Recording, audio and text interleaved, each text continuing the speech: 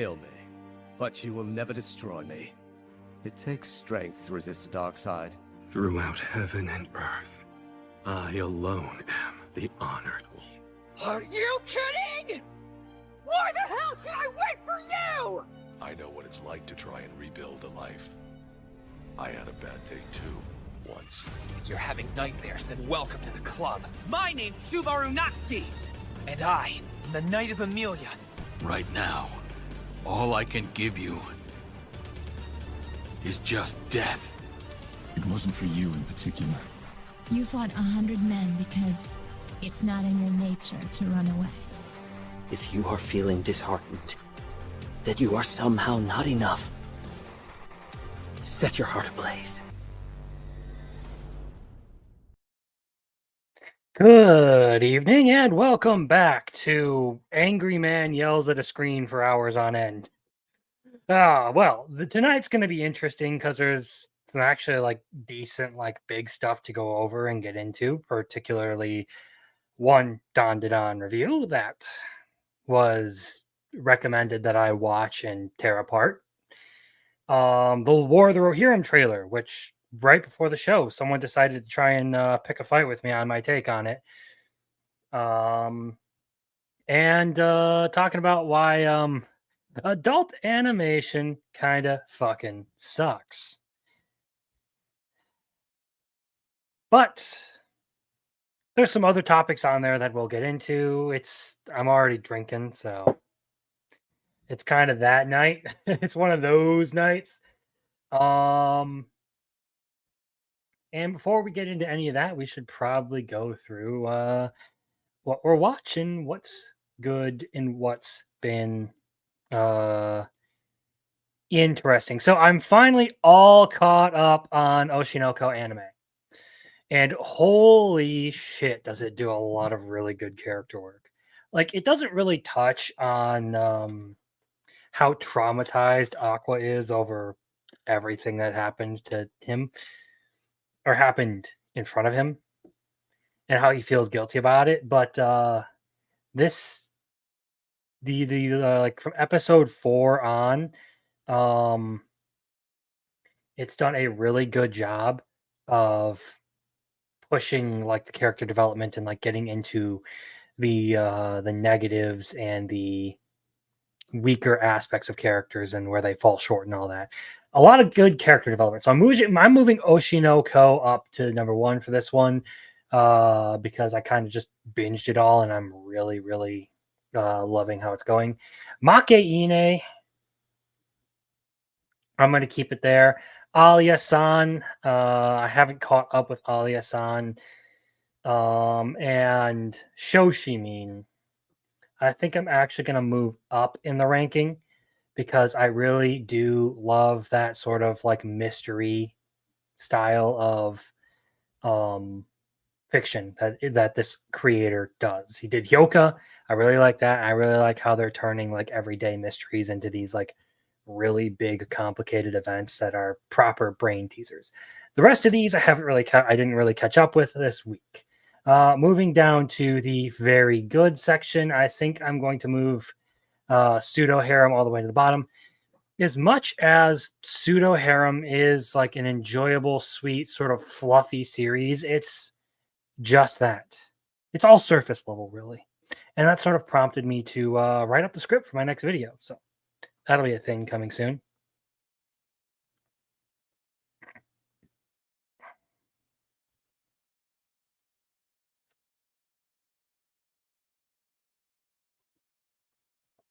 Taking a drink.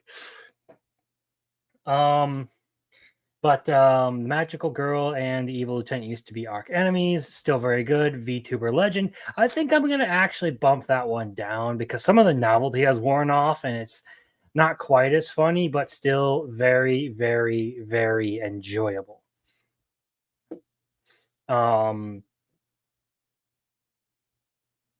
Which incidentally bumps this up one. So it's not really that this advanced there. It's just that this kind of fell down a bit. I do like for Magical Girl and Evil Lieutenant that they brought in this second Magical Girl who is insane.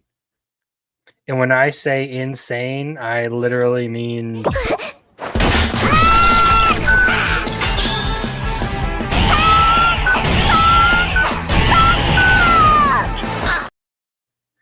that kind of insane. He is wild. I parry everything. I actually am kind of enjoying the series. The last episode I watched was episode 6 today, and it had some really good character development for Noor and some good world building. Still not amazing. It's got a lot of rough work to it, but it's all right. I've kept up with Failure Frame. Not too terribly impressed with Failure Frame, other than the fact that it's just a revenge story, and I'm kind of a sucker for those. Haven't kept up with My Wife Has No Emotion, and the last time I watched this, it had undergone some change. Like they did away with a plot point that I thought was going to be like the entire series, but no, it's just that. Other than that, I haven't really had any reason to move any of these much more, which is kind of disappointing because that means this segment is kind of short, but that's just how it is. It's still Oshinoko and Makeine being the best anime that I have watched this season. And the fact that Oshinoko has better fight scenes than some of these other like battle oriented entries and better animation than them, kind of funny actually, kind of wild. So that's pretty much what I've been into this week. The only other news on that front that I really have to mention is the fact that I got this in the mail, Rogue: The American Dream. Big titty redhead gunslinger. All black and white comic. So that's cool. Other than that, there hasn't really been a whole lot of terribly exciting happenings. I haven't really kept up with a whole lot. Still waiting for Dandadan to return.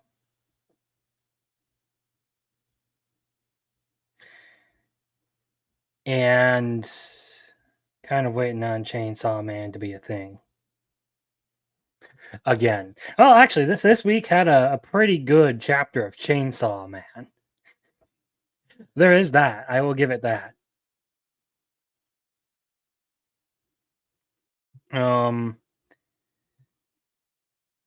But yeah, I've not had the energy to do much this week. That's why my video that I posted wasn't particularly amazing this week. It was just kind of going over like roughshod what was I'm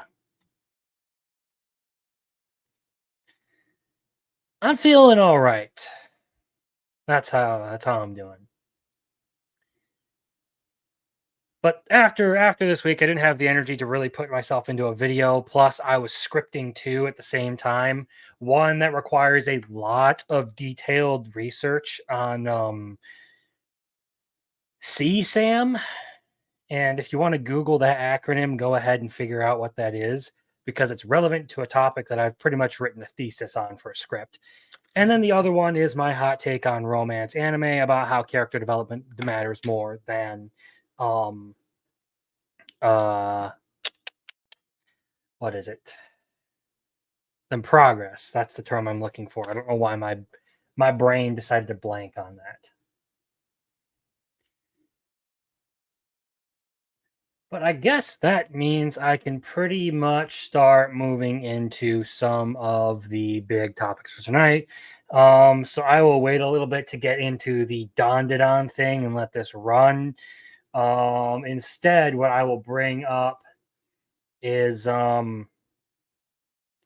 this.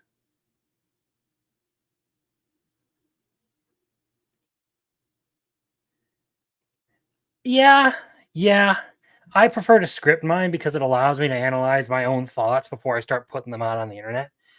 And I find that helps me produce better videos because it's actively like giving me a view of what I am saying, and it allows me to actually like fully address topics. So sometimes I write a script and find I don't like how it's going at all. So back to the writing board and go over it again. And I'm glad for that process because I'm much more confident in what I create by the time I'm done with it, even though it may take longer and it's an extra bit of effort. I know some people are able to just organize their thoughts and go off the cuff like that. I'm not. I find it easier to organize my thoughts when I write them down and script my video and fully review everything I'm going to say. Basically, I rough draft, edit, and final draft all of my videos.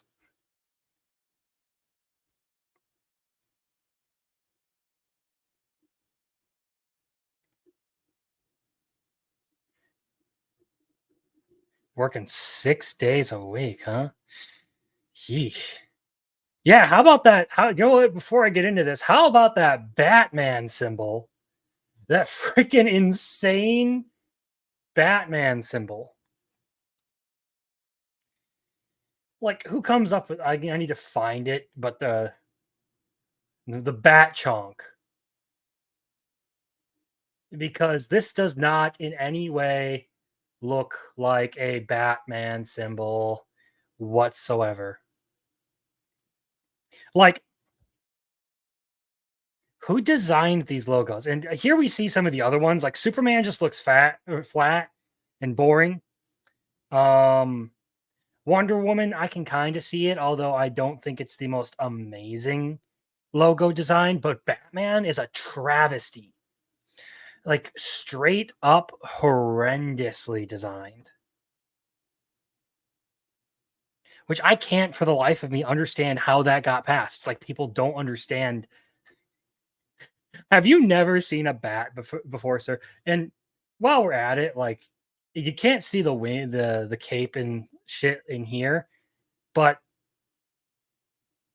it just looks off to me.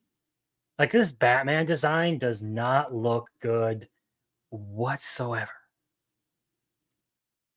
Like it's literally one of like the funniest, like most easy things.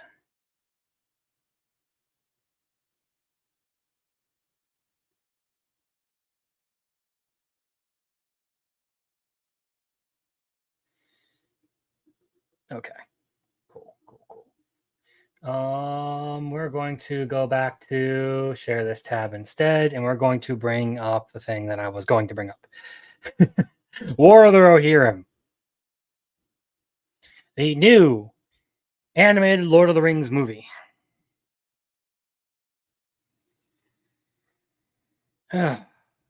In oof.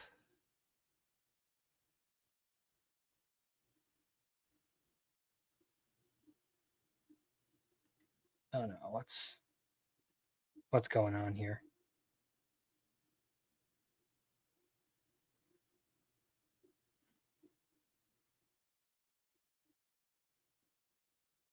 Sorry, pinged on Discord for whatever reason. There we go. Okay, back to the regularly scheduled program. And we are just going to full screen this so that it's easier to see and sort of go through this. So first part of this, literally just a recap of some of the Peter Jackson Lord of the Rings trilogy.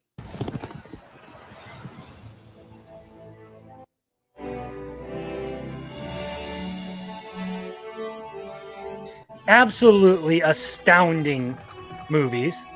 Some of the best ever made. Masterclass in cinema. And we'll put it here.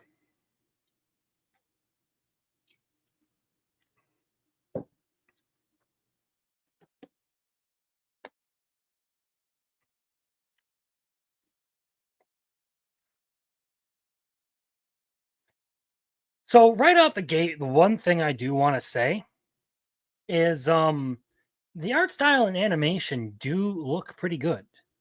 Like, I'm happy with how it's turned out. All Middle Earth knows the tale of the War of the Ring. But 200 years before that, Like, they easily could have done some like heavy CGI and stuff for this, but that does genuinely look like it's been properly animated. So that part of it, plus like the artwork in the foreground and the background, I'm definitely happy to see that. Riders of the Mark, brothers of Rohan, there was an older tale.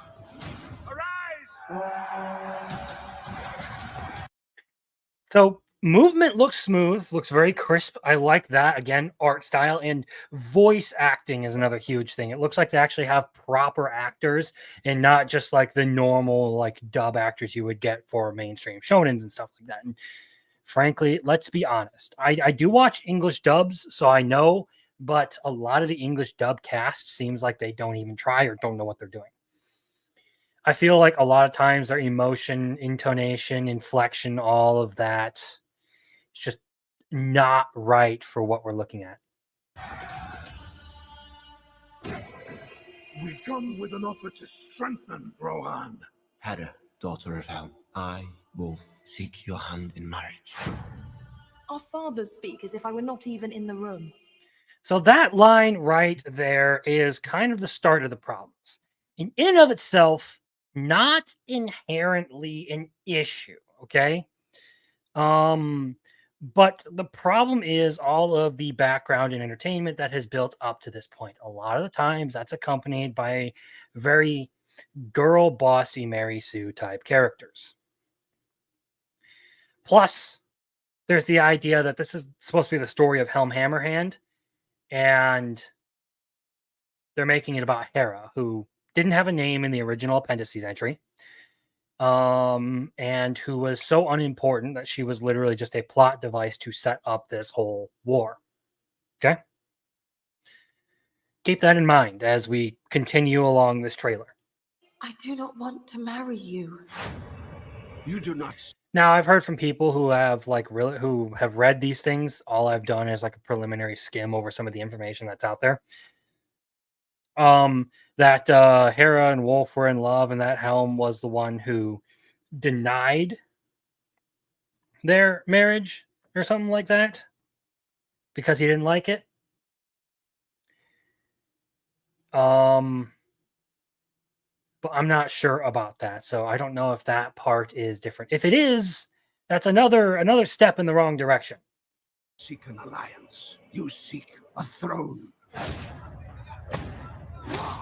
You will live to regret this, old man. So I want to pause it there because, like I said, someone decided to engage me in the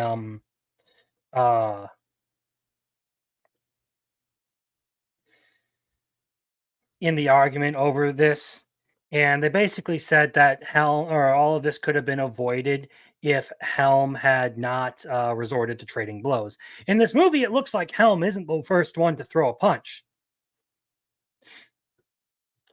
So that could be an interesting interpretation, that Helm was not the first person to throw a punch, that he simply said he didn't want anything to do with it. Yeah, that'll be a certainly interesting take. And from what I understand of the actual lore, all it really says is that the king of the Dunlendings insults Helm, which then results in a fist fight. It doesn't really clarify how that process happens in what I've read, so I'm going to have to look that up and figure out exactly how this goes down. That said, in this situation, it doesn't look like Helm is meant to be the bad guy. It looks like he just decided he wasn't going to take any, he wasn't going to put up with it, and the other guy thought he was going to be tough shit and then got himself killed. He's dead. You will pay for this with your life. The boy I knew would never wish for war. The boy you knew is gone. Fire! There's so many of them. I pledged to fight for my king. You know nothing of war. I'm the fastest rider you have. And there is that line is yet another point in the wrong direction. I'm the fastest. Why can't it just like be that she's qualified? Why does she have to be the best? That is the question.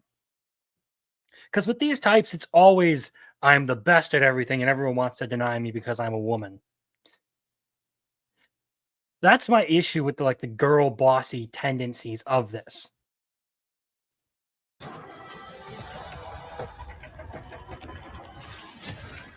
People need hope, Hera.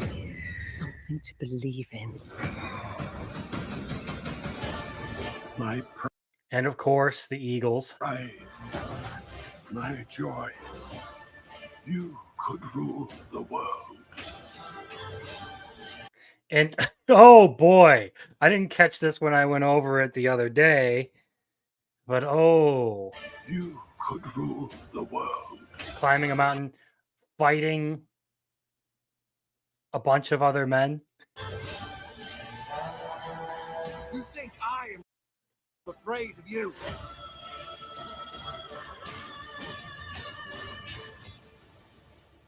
Oh, so apparently she's going to be the one to defeat Wolf. You should be.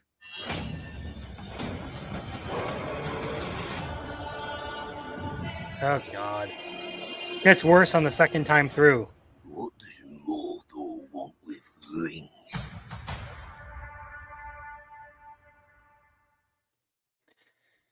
Okay. So like I said, the story of War of the Rohirrim is it's the story of Helm Hammerhand and how the fortress of Helm's Deep came to be. Oh God, did I just freeze up? Okay. Everything back to I might have done something stupid. Anyway, the story of War of the Rohirrim is the story of how Helm's Deep became a thing.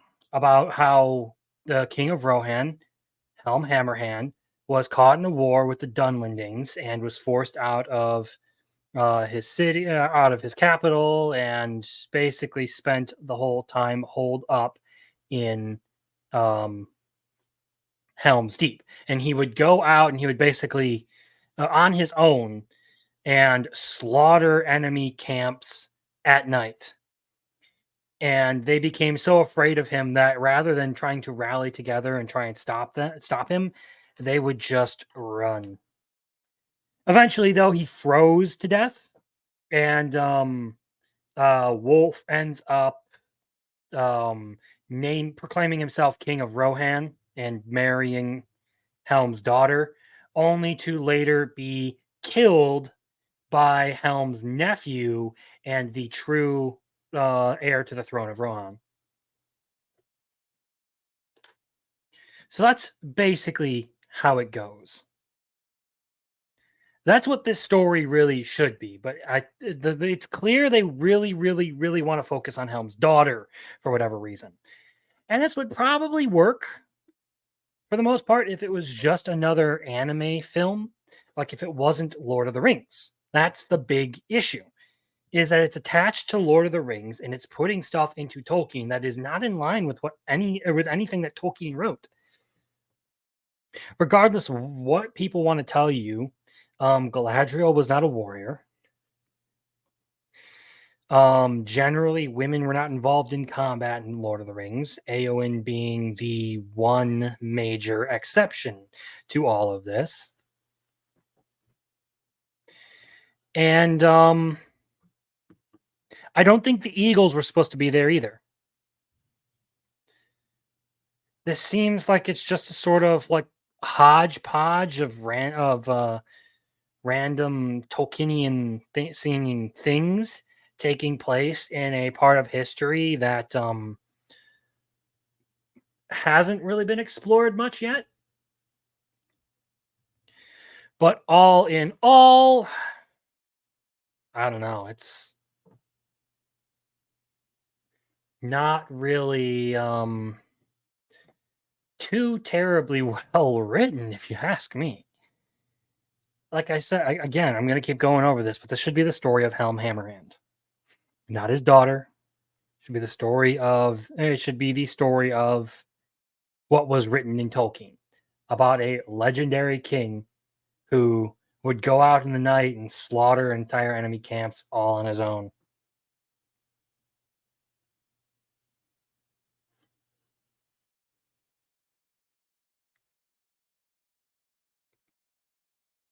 Oh boy. So yeah, it's disappointing. The animation looks good. The voice acting is great. Production wise, probably will be a good movie, but story wise, not in line with Tolkien, which is going to be a huge issue trying to sell that to Tolkien fans, considering they are massive lore sticklers.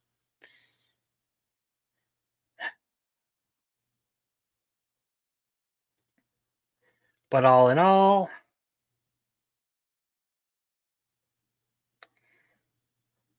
tis what it is. So I guess that moves us along into the Dandadan thing that I was talking about.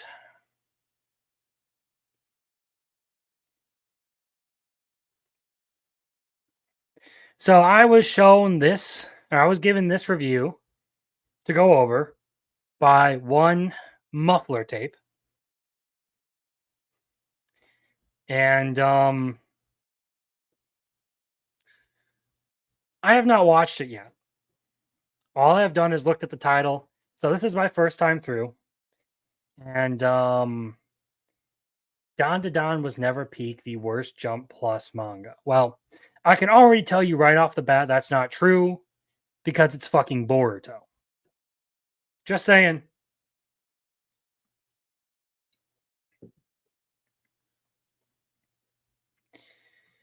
But this guy, I want to put some things in context.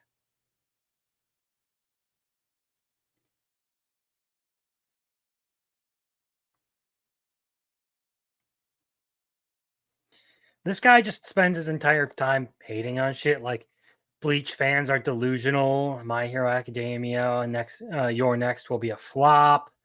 Gachi Akuta is another trash shonen. Yada yada yada. Sakamoto Days is not hype. Look, whether you like the series or not, I personally don't care much for Sakamoto Days, but I don't think it's a terrible manga. It's just not for me. I'm not interested. Gachi Akuta, actually really good. Bleach, well, I guess that might be something we can do if Rolo decides that he's ever going to show up. We can get into that one. But without further ado, let's see what this guy has to say about Dandadan. Yuki Hollow here, the Red Flare Metal Soul, spitting back the facts while y'all spoon game. Dandadan was never peak. Okay, nothing personal, but like a few little editing tips. Pull your mic closer to your face. It helps reduce the echo. Makes your videos sound better. Also, I'm hearing static on my end, so I would recommend when you're putting up videos, background music helps mask some of the bad audio. And it makes videos much more interesting. So I'm not going to critique volume because I have mine set down intentionally because I don't like my ears getting blown out.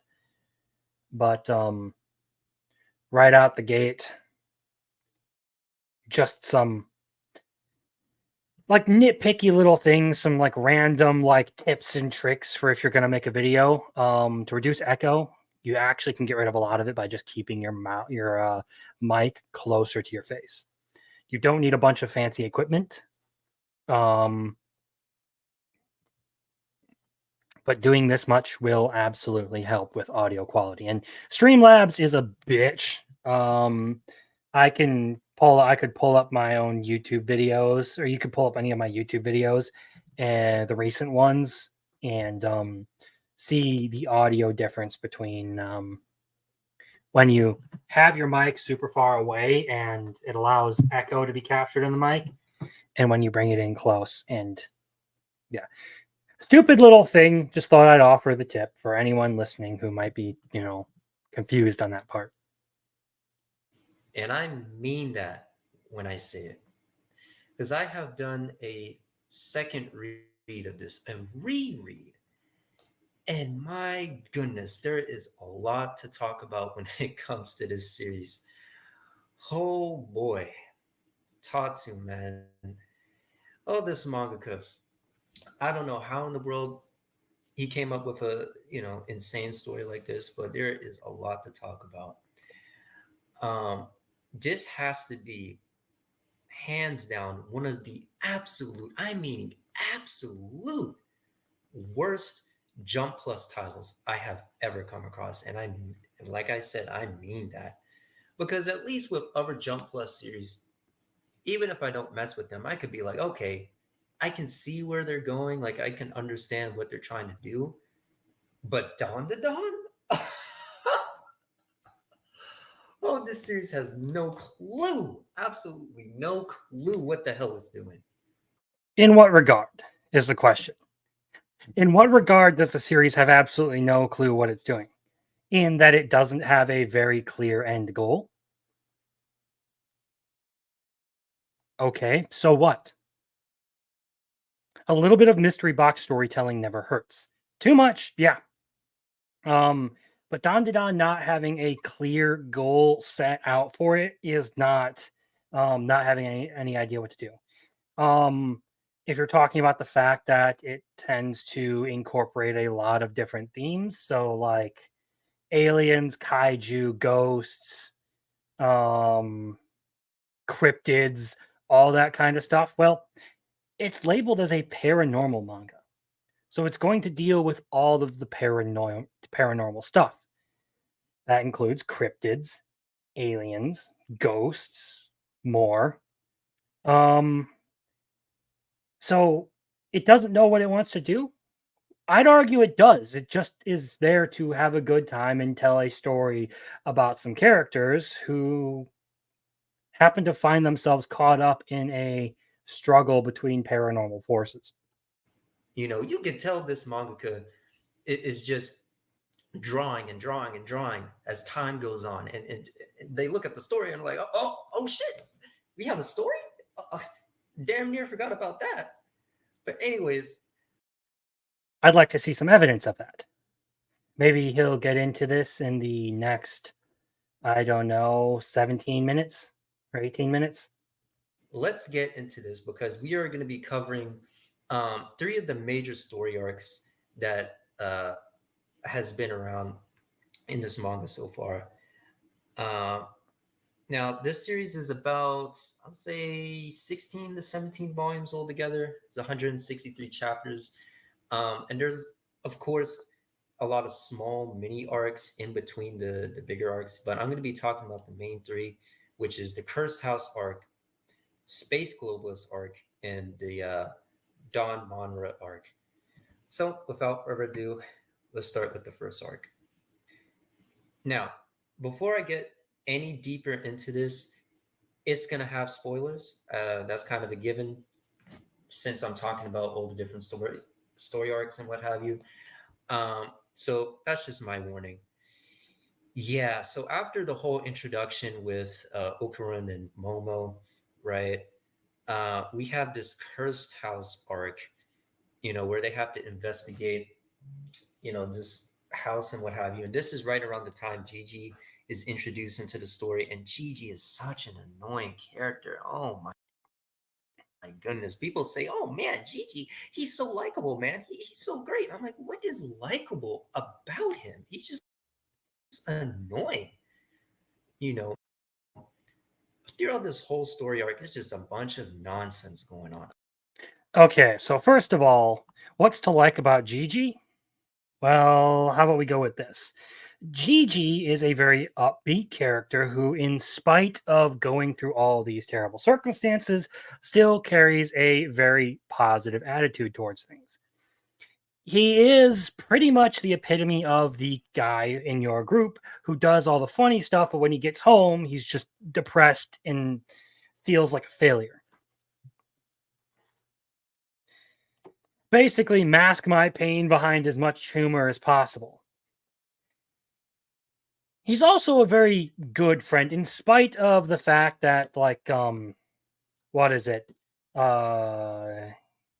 Momo refers to him when she talks about the bullying she received for the things her grandma made her do. Um, they still appear to be really good friends. Basically, Gigi is just like the positive note in the whole series, the one who's constantly trying to bring things up. And as time goes on, he actually gets more serious and like a better character development because he actually learns to use his powers. He learns how to fight alongside of everyone else using those powers.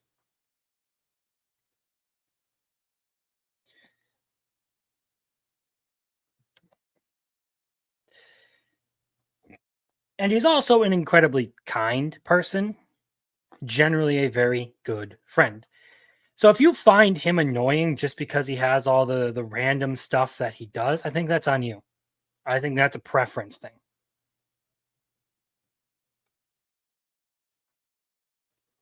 A lot of nonsense. You know, really, the only thing I could give praise to is like the art. The Tatsu can draw. I mean, that's what I would expect from an assistant that worked on Chainsaw Man, that worked on Hell's Paradise, right? That worked on Fire Punch.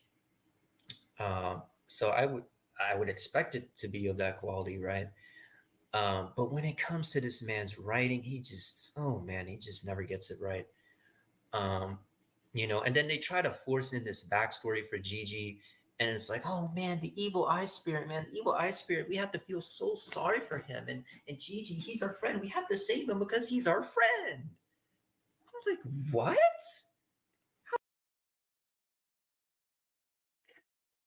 How is that a criticism, first of all? The whole reason they're here is to try and help Gigi, who is a longtime friend of Momo's. Of course they're gonna fucking save him.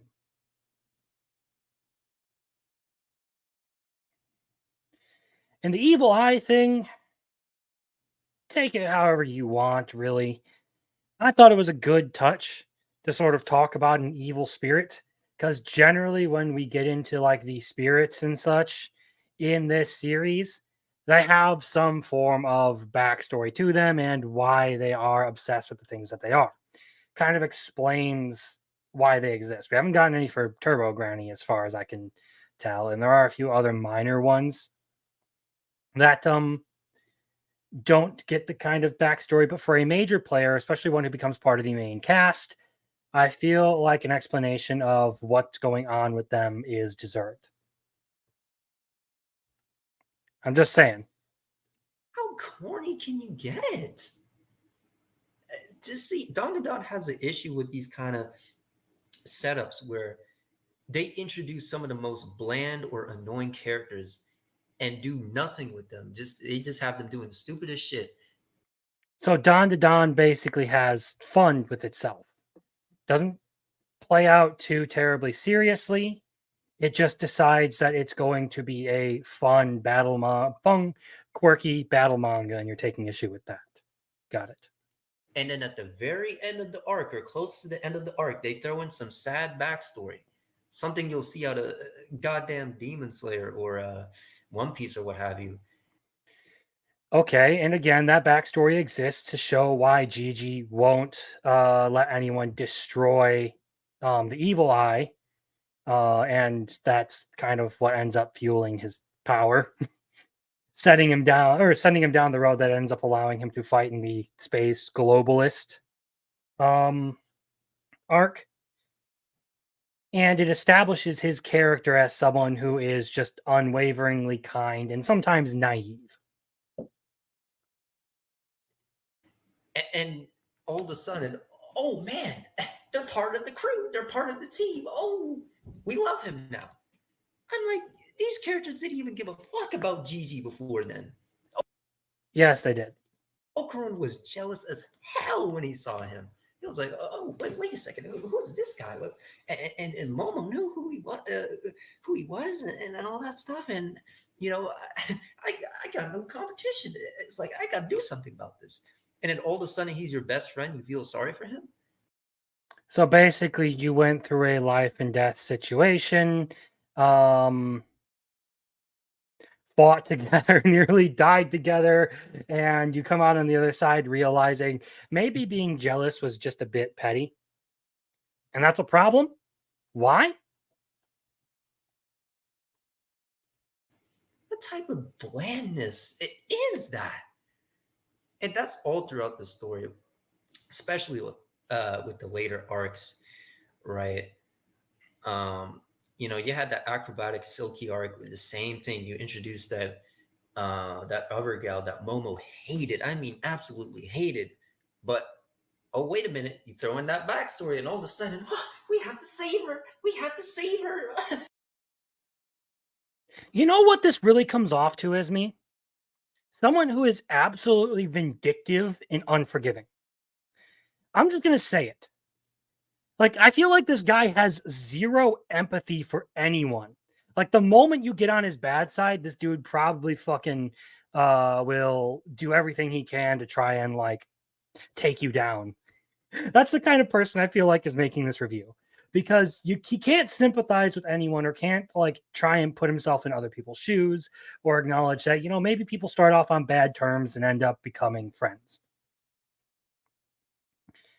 It's not like Momo and oh god, what's her name? Why am I blanking now? We'll just call her Acro Silky Chick. It's not like the two of them are particularly getting along well either way. But Momo isn't a heartless bitch.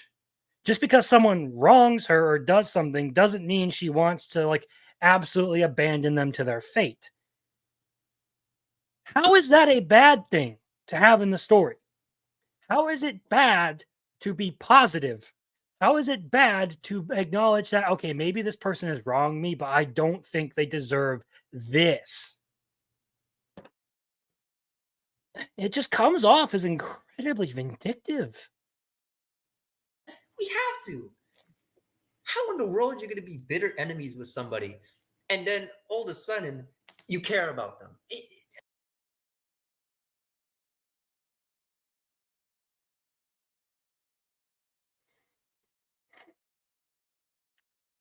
That's like half of anime, dude.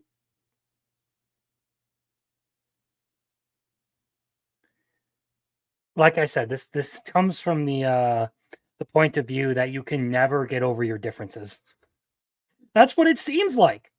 Like, oh, well, you have someone who hates you and did wrong by you once, and now you have to be absolutely vindictive towards them and leave them to their fate.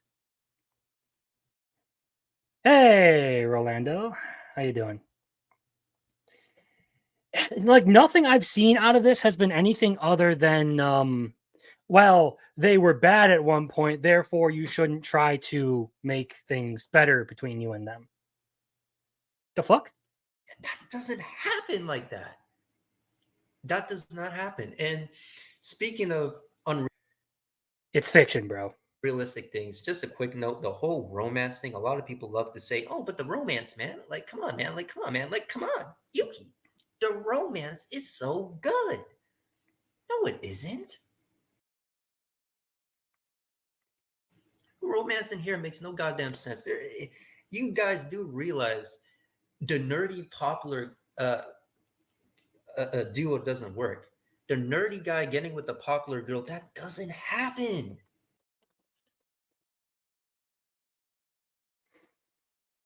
Ooh. It's, first of all, it's fiction. A lot of this shit doesn't happen in real life. So that argument fucking falls flat on its face. That's a retarded argument.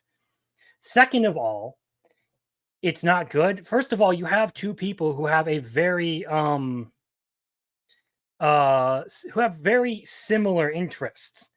Like the whole story starts out because Momo and Okarun have kind of have a similar thing that they believe in. Momo believes in ghosts, Okarun believes in aliens, and they both challenge each other. It starts off as like a relationship where they're just trying to prove the other wrong. And they quickly get themselves entangled into this whole mess and realize, oh, well, we're both kind of right and wrong. Aliens and ghosts both exist. So maybe we should just put aside our differences and be friends because we actually get along on this front. And we'll ignore the fact that these two have constant, like throughout the fights, have had each other's backs. Okarun kind of never having had anyone as a friend, so it seems, and not really knowing how all that goes. It's a good dynamic. And you're really just sitting here complaining for the sake of complaining. And like I said, when I introduced this guy, it's literally just Gachiakuta sucks. My Hero sucks. Bleach sucks. Everything fucking sucks, according to this guy. I'm almost curious to see what he thinks is actually good. Yeah, Sakamoto Days sucks. Rebirth of Soul sucks. Go-Go Loser Ranger is for losers.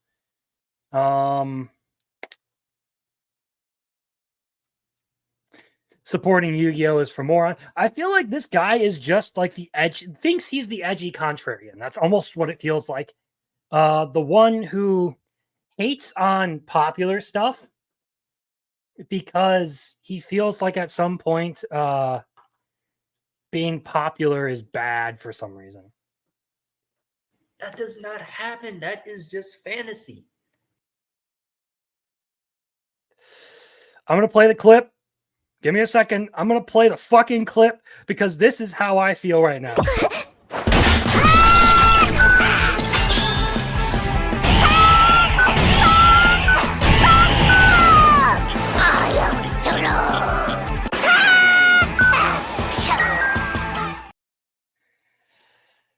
Oh. Does he like Berserk? I don't know. I didn't delve that deep into his channel, but I got curious because I was seeing all his other videos pop up here. And hopefully, if Roland shows up, we can probably go over the Bleach one too, because I know Roland's a huge Bleach fan. We'll see how that one goes.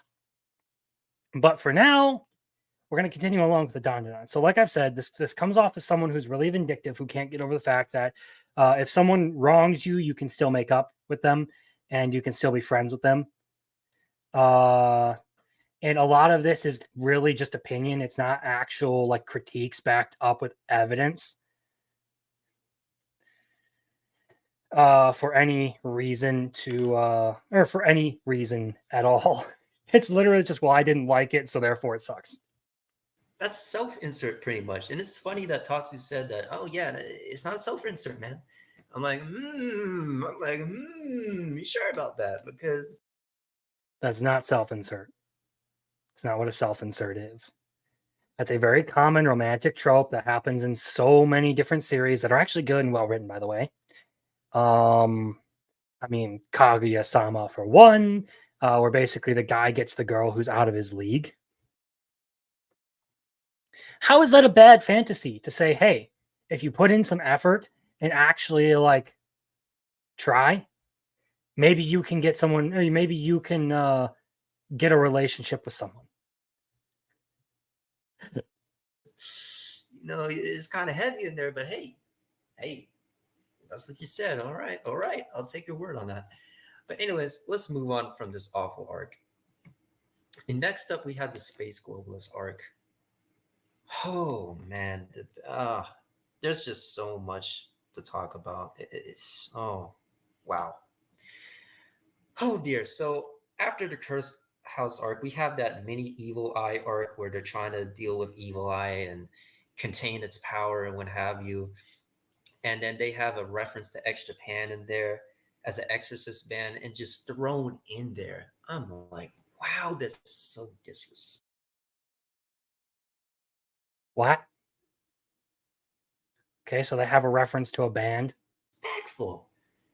I love stuff that, you know, gives homage, tribute, you know, and reference other things, but in a subtle manner. When you just throw it out there like something you would see in Gintama, it's just so ingenuine. It's just like, man, it's a mockery at that point. It's just How was it? Okay. So I guess we're talking about personal preferences here. I guess that's the only thing I can say. Like, what the fuck? This is probably one of the like best written arcs out there. Or not out there. I should correct that. That's just off the top of my head. This is probably one of the best written arcs in Dandadan so far.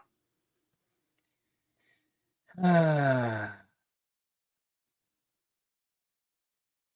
you're talking about a reference that was put in there for comedy's sake, being bad, in a manga that's all supposed to be over the top, exaggerated fun. insulting its reader. Like, let's put it this way.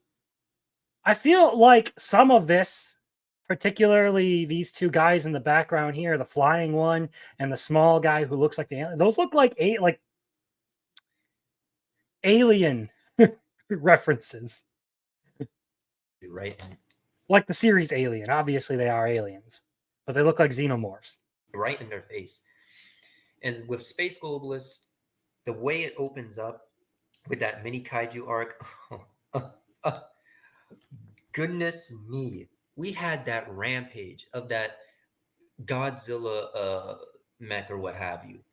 And you're dealing with that. And they had this whole elaborate fight. And then you had the Gundam nerd in there. Right. Again, dogs barking in the background. That's why you use background. That's why you use background music. You cover that stuff up. Right. And he's new to the story. And oh, well, because the power of my imagination and the nano machines, I could build whatever the fuck I want. That's literally how it works. They literally describe it as you visualize what you want it to be, and it becomes that thing. And you're complaining that he's capable of using it very well just off the bat, huh? And he just makes this gigantic mech for them, built from the house. It's just like, what in the hell is going on? Tatsu, why do you write your stories like this? I mean, man, you could draw. I mean, just taking a look at this, you could tell this man can really draw. Like, he has talent there, but when it comes to his writing, it's just like, what the fuck are you doing, man? But anyway. Again, you're complaining about a goofy teen supernatural adventure series. And you're talking about how, like, there's goofy supernatural stuff in it. And how Tatsu likes to play into the exaggerated and over-the-top nature of this series. Like, literally the whole start of this is that Okarun loses his balls and then has to go fight ghosts and aliens to get them back. And we're complaining that some dude makes a giant robot out of super out of like some like super nanotech. Anyways, continuing on with Space Globus and an He's here. Oh yeah. Okay, so how familiar are you with Dandadan? Familiar enough. This looks familiar though. This panel. Yeah, you showed up right in the middle. So this guy is basically complaining why Dandadan is the worst Jump Plus manga. Word. And since you're here, we can also go over why he thinks Bleach fans are delusional after this. Oh yeah. We are. But basically what it's come to is this guy has done nothing but like talk about how like, oh, you can't forgive someone if they do you wrong and become their friend. Or like you can't enjoy fiction because it's goofy, or like a character's annoying because they're a little over the top and exaggerated. I just like Rolando's comment up here. This guy sounds short and retarded. Yeah. Rolando, if you want to join, I can send you the link over Discord if you want. My God, he's from the Weebs and Waifus chat. I actually got a bit of a chance to talk to him in someone else's video. So no, I know him from chat. He's been in there for a while. Invite, yeah. Because Ivan always says Ramirez. Roman. Also, like when I can't roll my R's like that. When I can make the lives, I have talked to him in chat a couple times. Yeah. I used to a lot during the drumming streams back when I was off and he was still doing the drumming streams. Yeah. Back before he decided to move it to a different channel. I have fucked up my screen layout here. I have the article on PDF stuff up. Oh God. There we go. That should take care of it. So yeah, I mean, it's been nothing but this guy being vindictive over and unforgiving over the fact that, oh, well, someone did a bad thing to you. They can therefore never be your friends. Or the romance element between Okaroon and Momo is unrealistic. I'll let that argument hang there. Yeah, hold on. I wonder if he's a Naruto fan. Yeah, someone did something bad to you and they can never be your friend. You are my best friend. I wonder if he's a I wonder if he's a Dragon Ball fan. Yeah, literally. I wonder if he's like a One Piece fan. Or like a Jujutsu fan or a Chainsaw Man fan. Like literally any of the other anime where you have a villain who's like, you're like, wow, this villain's crazy. Then that villain becomes like the homie. Right? No, it's like, again, I loop it back to like the vindictiveness of it. Like if you've been wronged, you can therefore never make amends with someone. I bet you he's an Attack on Titan fan. Oh like, boy. That's a perfect example. Oh boy, yeah. So we're going to continue moving on because this guy's offered nothing of major criticism outside of his own opinion. Like there's no meat to his criticisms other than, I think it sucks, it's bad, oh, this is corny. This character's annoying. Everybody has one. They all stink. Yeah. After all that happens, they look inside and wait, it's a ripoff of Ray from Evangelion. I'm like, what the fuck? See, that's the thing that gets me. It's like it insults you right in front of your face. You know, insults your intellect right in your face, and people. You know what insults your intellect? This guy's opinion. Well, it doesn't. The fact that he has 350. All right, I've only heard like right before I joined, and then this just now, but. To me, it sounds like he's just regurgitating random tweets that he sees. Yeah. Like, it doesn't sound like actual opinion. You know what I'm saying? What I feel like is this guy was done dirty by someone who was popular, and now anything that's popular is constantly biased for him. Hot takes. Like, he just found hot takes and was like, this is my opinion now. Like he doesn't actually believe what he's saying. Yeah, because he doesn't have any substance. He just goes, see? Honestly, from a writing standpoint, I don't think Dandadan is like the most amazing, like deepest piece of fiction out there, but it's still really good. I think the characters are fairly well written, and it tends to lean towards like the positive side of things. It doesn't get too dark or dreary, which makes it a very easy series to enjoy. It's very happy, very fun. Yeah, it's like a horror comedy, like, but not really. But that's like kind of what it's based on. Like, there's some you don't hear me? Shit, but yeah, I can hear you. I'm caught up on Dandadan. Just straight up, if this guy can't have any fun, and to me, like, you know, the backstories for some of the characters are really well done. I really do like about that.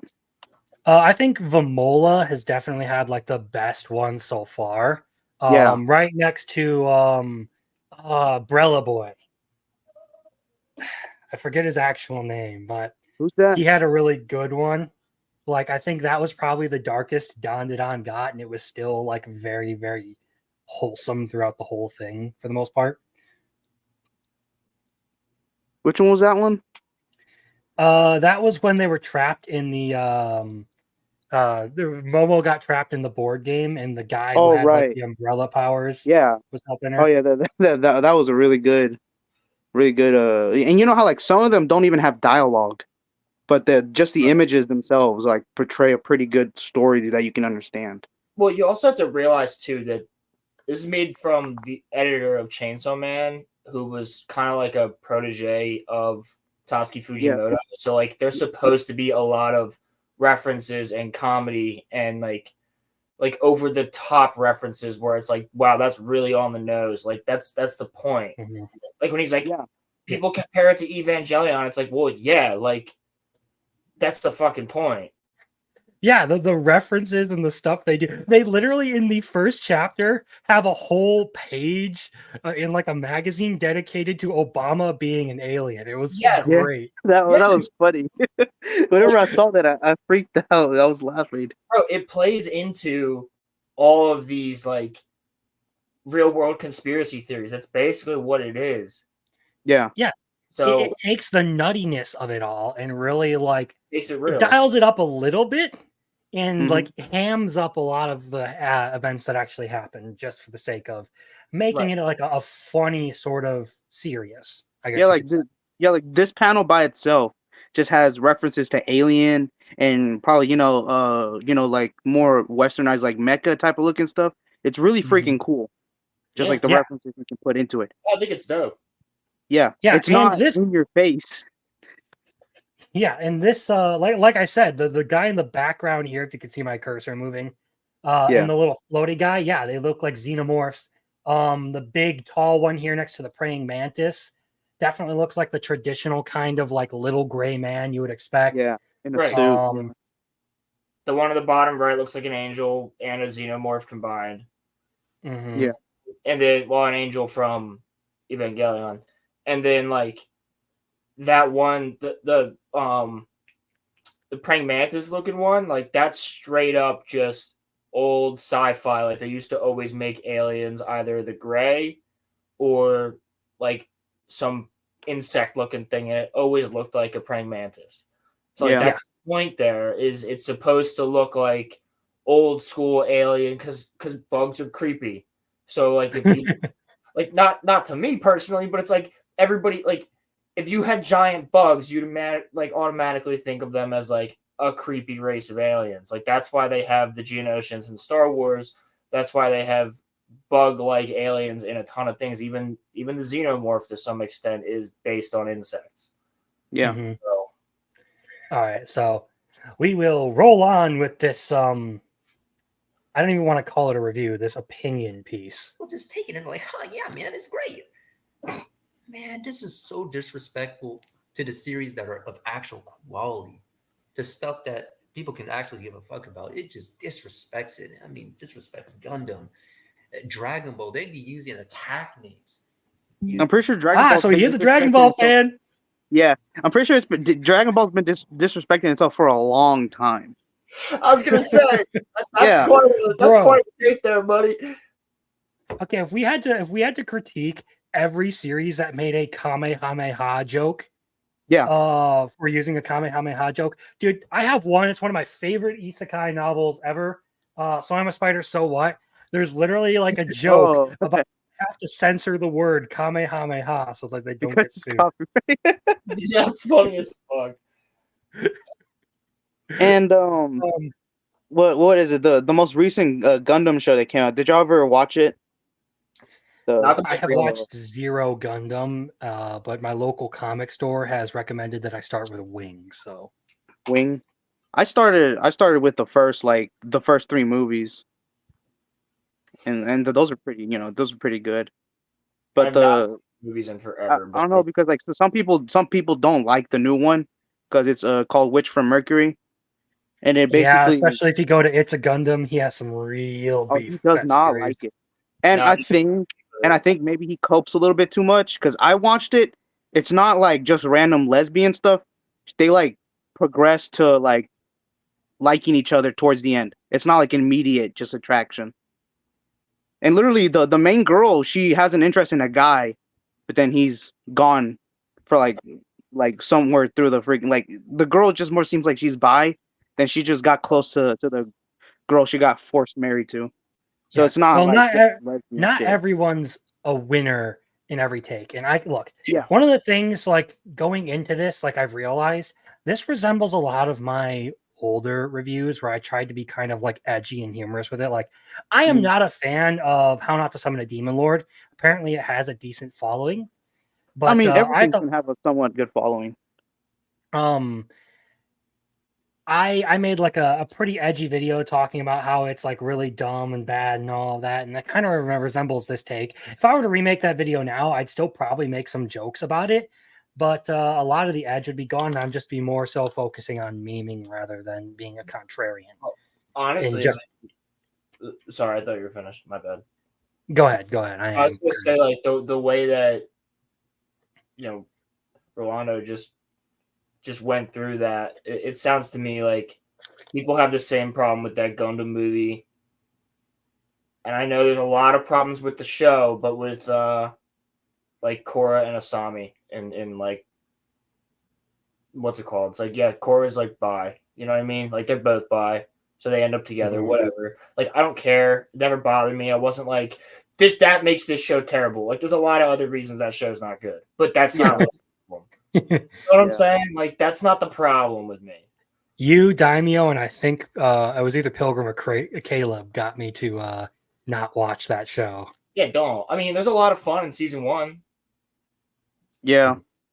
I remember like some people don't like how it's much more, it's not like as choreographed like the older show, but what someone said is it's probably because it's like it's just like going with the progression of martial arts. The quicker moves are probably going to be able to get out more, Yeah, they're going to be more effective in combat. And like 2 of the characters are Street Fighters.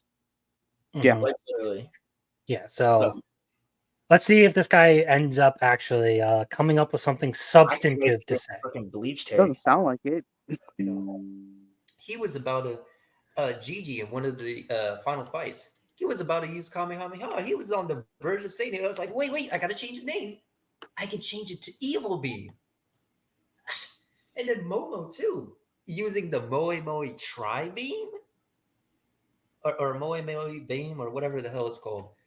A clear knockoff, right? Knockoff of the Tri Beam from Dragon Ball. It's just like, wow. Actually, I think it's supposed to be a reference to like magical girl stuff. Yeah, it's in a heart. So like, how does he think? I thought it was funny because she did it whenever she was in an maid outfit, right?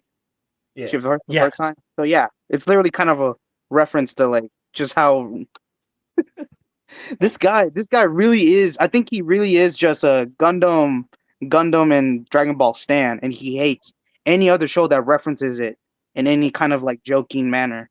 But here's the thing: every shonen references Dragon Ball. Yeah, because they love it. Yeah, that's because Dragon Ball is so culturally influential. It was like one of the things that really broke down the wall and kind of pushed anime towards mainstream, for better or for worse. That's why it gets referenced so much, is because it's heavily beloved. None of this stuff is meant to like mock Dragon Ball. It's done out of love because, well, it was an inspirational series. It's what got me into anime to begin with. Bro, it's not like it's the same thing. It's like, I don't hate movies that make references to some story beats in the original Star Wars trilogy or in Lord of the Rings, because I understand that they were so influential to all these newer creators. Like, I look at Game of Thrones and I'm like, there's some stuff in early Game of Thrones that's clearly like straight out of Tolkien, and that's fine. It's still a different story. It's still good. Like, Yeah. Crimson, you're writing something, I'm writing something. I bet you there's references to stuff that we enjoy in our writing. Oh, hell yeah. That's what I'm saying. But it's a different story. Like, that's fine to have an homage to something, or even just be like, hey, I was inspired by this, so that's why I read like the hero's journey is literally. If I ever get to the point where I can do what I want to do with that story, the final battle is ending with a fucking beam battle, okay? It's got to happen. Like, tell me how like One Piece isn't influenced by Dragon Ball at all. Mm-hmm. And even like back, like a lot of the core values of Dragon Ball are influenced from Miyazaki. Like, that's fine. Mm-hmm. You tell me Akira was influenced by Dragon Ball because Akira has a beam battle in it at one point. Like the biggest like thing I have an issue with is the references aren't even done mockingly, like this guy's saying. Like they're put in here, like they're not even made to like put down the other series. They're just made to reference other popular series. That's not disrespectful. Yeah. It would be one thing to make an absolute like shit on this series kind of joke with those powers, but it's not being done with this. All right, let's see what he has to say. Yeah. Let him go. Let's let him cook. Very, very crazy. Uncooked. Right? And then this is another instance. Fomola, right? That's the girl's name. And you know, she's tagged along into the story. She doesn't know their language, and they're suspicious of her. They're like, she just fucking attacked the city and shit. Why should we trust her? You know, and I'm like, okay, that's reasonable. And then later down the line, when things get tough, when more aliens start coming in, and then of course he had this xenomorph reference in there. One of the villains looked like a xenomorph. Oh, I'm surprised but he got that's neither here nor there. We get this whole Vomala is about to get killed. Oh, he has no problem with the xenomorph stuff, huh? Yeah, he's a big fan of Alien. He doesn't have anything like they're disrespecting Alien by referencing Alien. He probably loves Resurrection.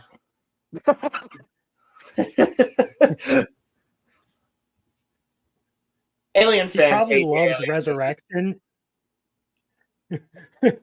Alien Roland, he probably loves Resurrection without the res. Yes. Like, Alien fans are literally freaking like the same thing as Star Wars fans. They hate all the Alien movies in some way, except for the first one. Even like Alien fans of Aliens, the second one, hate Alien for some reason. It's weird. It's a weird fan. Anyway, let's see if this dude cooks worse than Luffy trying to make something when Sanji is absent. Like, who let this man into the kitchen? He should be barred. Yeah. He has done nothing but sling random stuff at the wall and talk about how he doesn't like it.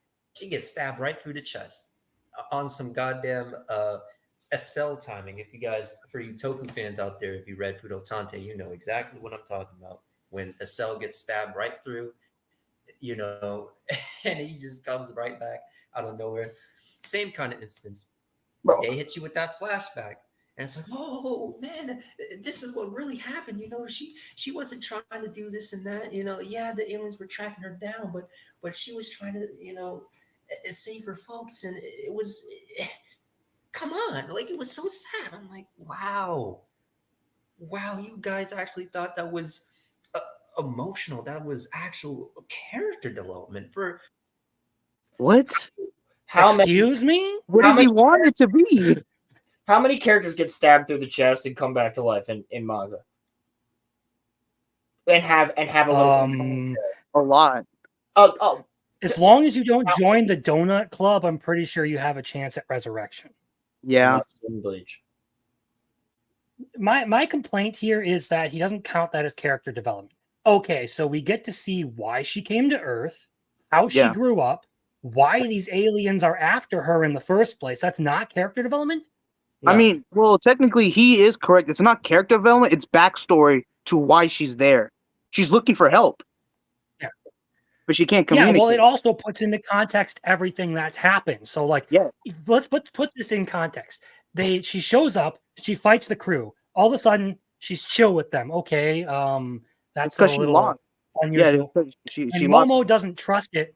She's jealous that Vamola kissed Okarun. Yeah. When And then she runs Vamola off later after learning that the aliens said that she led them there. but that was And the alien misinterprets that line. situation. That Yeah. was like the alien line, most likely. Well, it's kind of true. Vamola did lead them to the planet, but they By accident, not like on purpose. Well, they were trying to track her. Anyway, it also paints the picture of Vamola kind of like has no idea whether she's the last of her kind or not. Yeah. She's certainly the last person of her kind who can have children. That's a definite thing. Like she's the last that was just child of her people. That whole backstory, I mean, it was a bit annoying with the old lady kind of, shitting on the guys, but it was in context where she was saying that they got lazy. They were comfortable, which is bad. Which is that makes sense. Right. Well, that makes sense to me. Yeah. Yeah. I Honestly, mean, like, I thought her backstory was, I would put it second best written out of all of them because it kind of paints her as like this person who's carrying the entire weight of her species on her back. Yeah. And in her belly. I mean, I right now, like that's a reference to a very slight reference to Star Blazers, with there being the people of Ishkandar who can actually, which is a great anime if you ever get the chance to watch Space Battleship Yamato, like that to me sounds very similar to that. How there's like a chick who literally shows up on Earth in an egg to like save the Earthlings. But that whole backstory put into context why she decided to fight the main crew right off the bat, because she was looking for someone strong to marry. Yeah. And it put into context a lot of the things that happened in that arc. It was she was pivotal in explaining why all of this came about and who these space globalists were and what their plan was. Whether or not that's like a backstory or character development is irrelevant, because it adds a lot more context to the world. Yeah. So there are other like regular. Well, yeah, that these guys are invading other worlds. They're basically just like invading for the resources and stuff. Right. So that like I don't see a problem with any of that, because no matter what, you have a direction to go. You can say, all right, well, yeah, it's not really character development, but it's a backstory. But even if you want to say, well, that's just stuff that happened, it's not even a backstory that was needed. Well, it is needed because it shows context to what this conglomerate of races is. Which to me is like a Covenant reference. Which I'm fine with, again, because the Covenant does the same shit. I don't think we need to go back to like all of the references all the time. No, it's a funny point. I'm just trying to prove the point that like, who cares about references? It's fine. Yeah. Yeah, so long as you're not trying to like put down something that's absolutely beloved, I'm fine with it. I don't care. This guy seems to want to interpret every reference as bad for some reason. Yeah. Which is like, if he wants to find stuff that doesn't have any reference to anything, is just purely original thought ideas, he's gonna find none of that. Very rarely would you find something that's purely original. You know, no kidding. Like, especially at this point. Like, oh my gosh, you know what? I would challenge this guy to write his own story. See what he would think is like, a good story. This guy probably Well, he seems to reference Evangelion as a good story. I haven't watched it, so I wouldn't know. A lot of people seem to really like it. JM, the Elite fan, said I should watch it. So yeah, you should. I just don't like how, I guess, the artist has to do so many different endings to satisfy people, even though none of them are like satisfying. Well, yeah, that's just the nature of writing fiction there. Well, yeah, it's like people die. It sucks. Well, we'll let the chef continue to cook up his toxic sludge here. I gotta go for a sec. All right. Yeah, let's let him go. we barely even get that much good interaction with another character where our main cast are very suspicious of. It's the same shit. Every arc has been pretty much the same way. You know, with the exception of Don Monra. Now that's been a little different, but it's bad for for some other reasons. But that's how it's been. And then of course Momo's like, oh well, I can heal her. You know, my healing powers. And I'm like, oh my word. So no one died in that arc. All that crazy fighting. No one died. No, you know, no consequence. And then the main invader, he's like, oh well, I really hated y'all. Like I really fucking hated you. Okay, so this guy claims to have watched this 2 times, or to have read this 2 times, and still somehow thinks the ghost who comes in at the end of the arc is one of the invaders. Bro, I feel like this guy just got the cliff notes. I don't know about that, but what I do know is that having someone die does not mean there's no consequences. Like, not having someone die does not mean there's 0 consequences to what happens. Did people go through shit? Are people acting different about things because of it? That's a consequence. Well, it's one of those things where, like, how is there no consequences? They just fought like this huge freaking battle. Are you expecting people to die in every arc? This is a shonen. It's supposed to be a goofy teen story, okay? Yeah, but he keeps referencing Dragon Ball where no one dies ever. Goku died like 17 times. Like, no one dies permanently. And that's like one of the biggest problems I have with Dragon Ball is that there's no consequence to death in that series whatsoever. Oh no, the entire Earth was just turned into candy. I guess we'll just wish them back. Yeah. I feel like the criticisms are completely arbitrary. It's just like, well, I didn't enjoy it, therefore it's bad. No, I didn't enjoy Bleach. That doesn't mean I think it's absolutely bad. I want to see what he has to say about that. Oh, well, we'll see. But to continue on with this, take it away, sir. Hated you, motherfuckers. But actually, I love you now. I see a different side. I'm like, what? You're just gonna stop your whole invasion because you thought Momo and Okurun's relationship was so grand? Again, how do you read this? How do you claim to read this two times and miss this fucking point? The ghost is a ghost of a girl who died in one of the U.S. bombing raids on Japan. Yeah. And when she sees all of the aliens invading Earth, she remembers what killed her and gets really pissed and destroys all the aliens. And then comes back and is like, you know, seeing you two being all in love and stuff reminds me that one of the things I really, really wanted in life was to fall in love. Right. So I'm going to go find someone to marry. And then she fucks off. You can talk about it being like, okay, that's a very lackadaisical way to approach fiction. Sure. But that's the entirety of Dandadan. It's supposed to be a very positive, easy to consume story that doesn't deal with a lot of like death, destruction, and gloom. It's a very upbeat series. So why does this guy remind me of somebody who's just arguing with like somebody in Discord? It's like someone in Discord has some really good takes, and he's just like, yeah, but it's like Dragon Ball. And they're like, yeah, dude, but that doesn't make... And he's like, but it's like Dragon Ball. Dragon Ball did that first. Dragon Ball did that first. And it's like, yes, no. But he's like, yeah, well, Dragon Ball did that first, though. Like, right, yeah. Feels like me arguing with Ronnie. I have not seen anything from him in a while, and that's scary. Oh, you will on episode 100 of our show. You will. Oh, no.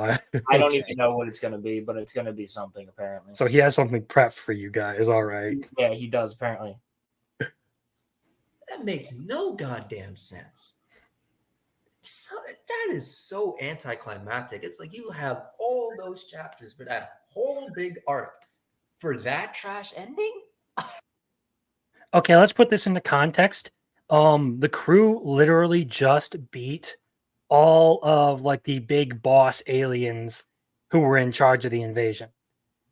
And then this monster that's been chasing Momo around for several chapters shows up and has her epiphany, like, and goes through all that I already explained, the bombing stuff. Yeah. That's. I just think you it's funny expect that everyone to sit there and fight off an entire invasion on their own. Bro, I just think it's funny that he's talking about trash endings when he's a big Dragon Ball fan. Like, there's a lot of trash endings to arcs in Dragon Ball, dude. And he's talking about consequences as well. Like, right. Listen, I understand the cultural significance of Dragon Ball, but that does not make me a massive fan of it. Yeah, I understand the cultural significance of Dragon Ball, but that does not mean I think it's without its criticisms. Naruto is my favorite anime. I don't think it's without its criticisms. Severe criticisms at that. Yeah, same with all of my favorite. Dude, I unapologetically love Tokyo Ghoul, but there's a fuck ton of problems with it. Like, I'm cool with that. Yeah. Continue.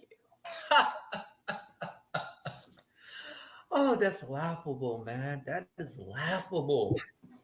Moving on from this garbage arc. Last but not So look, you know what I say? You know how I keep saying this guy provides nothing substantive to what he's saying? That's laughable. That's laughable. See, guys, this is a real laugh. That was not. Did I get that? Laughable. Like the All Might. Because I am here. Yeah, that's the type of laugh I do when I'm acting like something in Rings of Power is funny. Or a joke in The Acolyte was good. Like, that's the type of laugh I do where I'm like, ha! Knee slapper. Like, the only good joke in The Acolyte was the fact that it was made. Bro, he sounds so fake throughout this entire video. No, that's why I feel like he's just a vindictive contrarian making this video, because again, none of his criticisms have any substance outside of his own opinion. Yeah. Like, there's no like in-depth analysis of anything that's going on. He clearly didn't even pay attention to the end of the last arc he just discussed. Yeah. And listen, I don't want to make fun of him directly, but like, I'm trying not to. But as far as this video is concerned, but it sounds to me like he's very young and naive.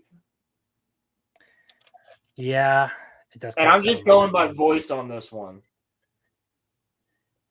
and what he has to say. But at least we had the Don Monra arc. Sorry. No, I'm just saying, like, it seems like he sounds like he's speaking with the cadence and just the voice in general of like one of the 18-year-olds that works on my job. Like, I can tell you think you know everything you're talking about, but you don't have much context to life. Yeah, sorry, I didn't mean to play that. I accidentally clicked that. No, you're good. Let's get through this crazy shit. All right. The most recent in the story, and it should be wrapping up pretty soon.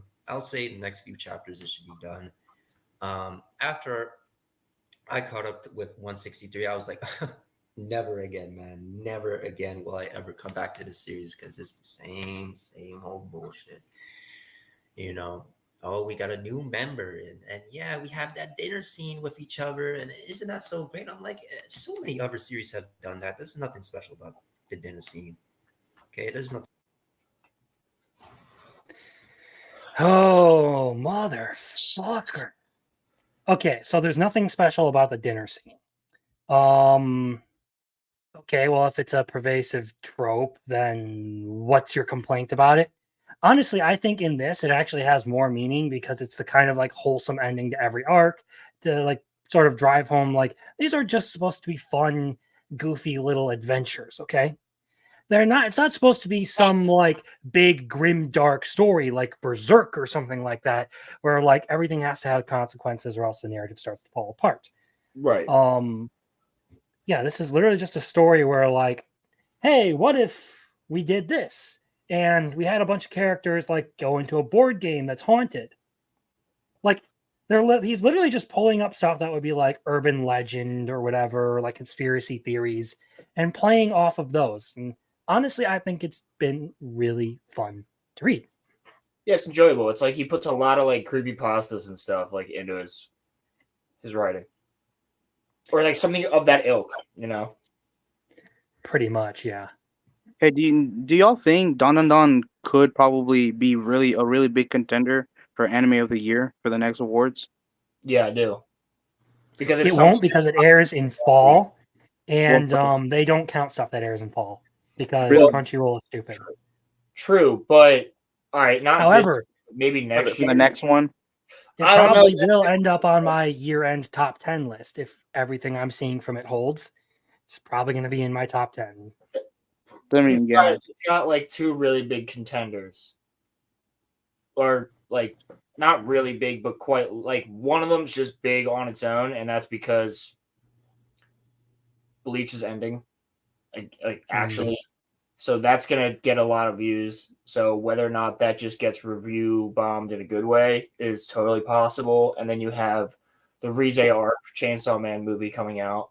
I can't wait for that. I can't wait. Do not underestimate. Already. Yeah. Do not underestimate the ReZero community either. There's a reason that series became so pervasive in the anime community, because it garnered a whole lot of popularity when its first season aired.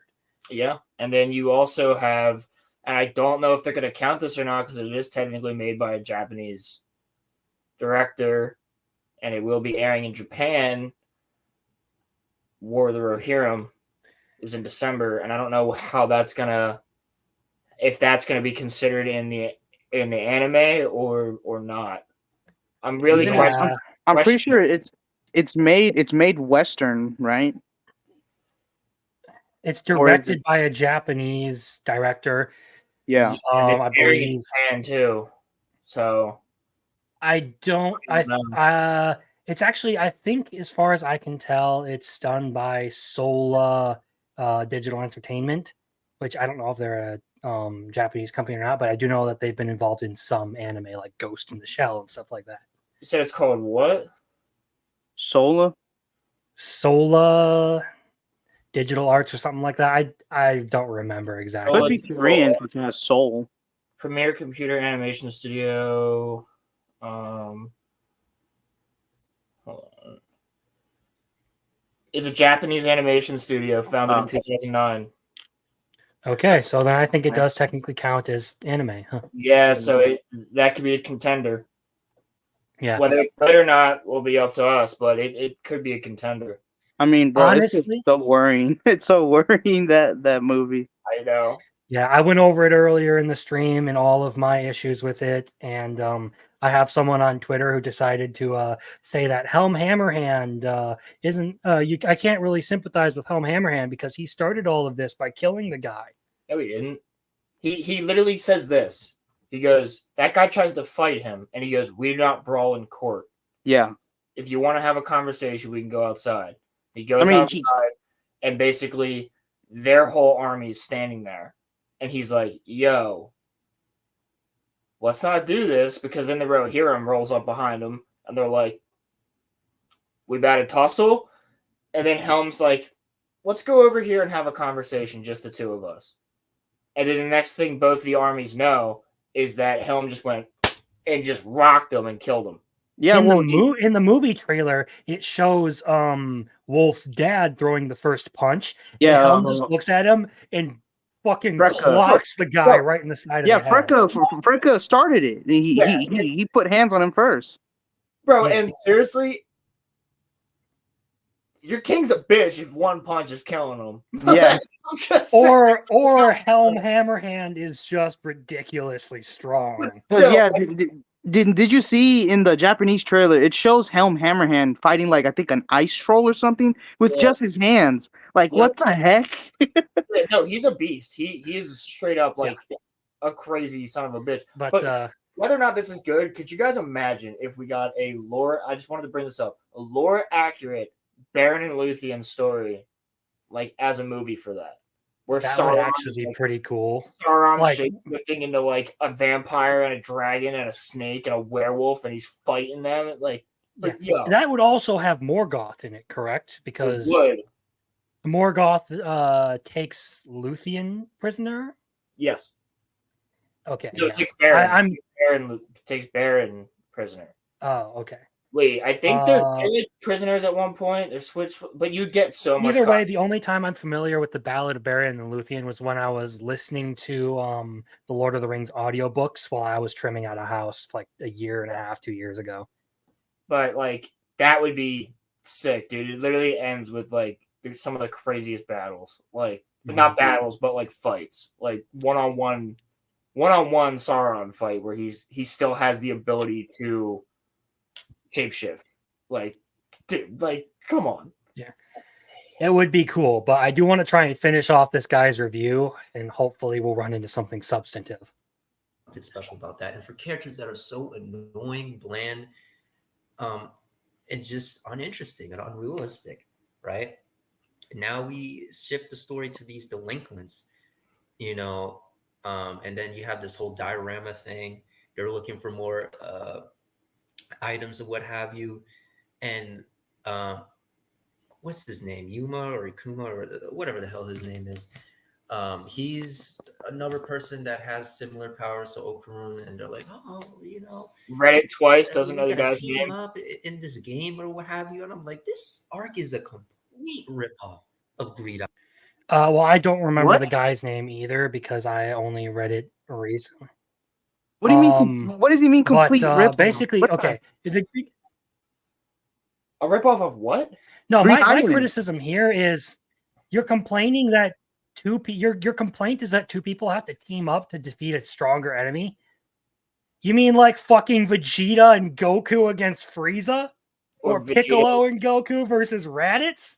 Or pretty much anybody in Goku versus like he also just said what did he just say? Something about an uninteresting character. Like I'm gonna be honest with you. After you discover everything about Goku, does he get any more interesting after like the original Dragon Ball? No, Not really. No, Yeah, he's like, I am Goku. Yes, I can fight. I'm really good at it. I mean, you know, even like Goku's character, it's to a detriment that he always wants to get into fights. Rather than just kill the villain, he wants to get into a fight with him later on. Yeah. But it's like it's he's almost a danger to Earth, kind of. It's like actual Vegeta still reality. takes the cake. We will never forgive him for Perfect Cell. Well, I watched OG Dragon Ball, and then like I watched a little bit more, but I don't find Dragon Ball that interesting, bro. But you don't see me sitting here shitting on it because I understand its cultural significance and the significance that it has, because we wouldn't have anime and manga like we do today if it wasn't for Dragon Ball. Yeah. Yeah. Like but again, like the idea that like, oh well, they have this character who then has to like team up, and that's not a criticism. That's just you nagging, you retard. And I'm sorry, I'm done with playing nice. Everything here has just been nagging.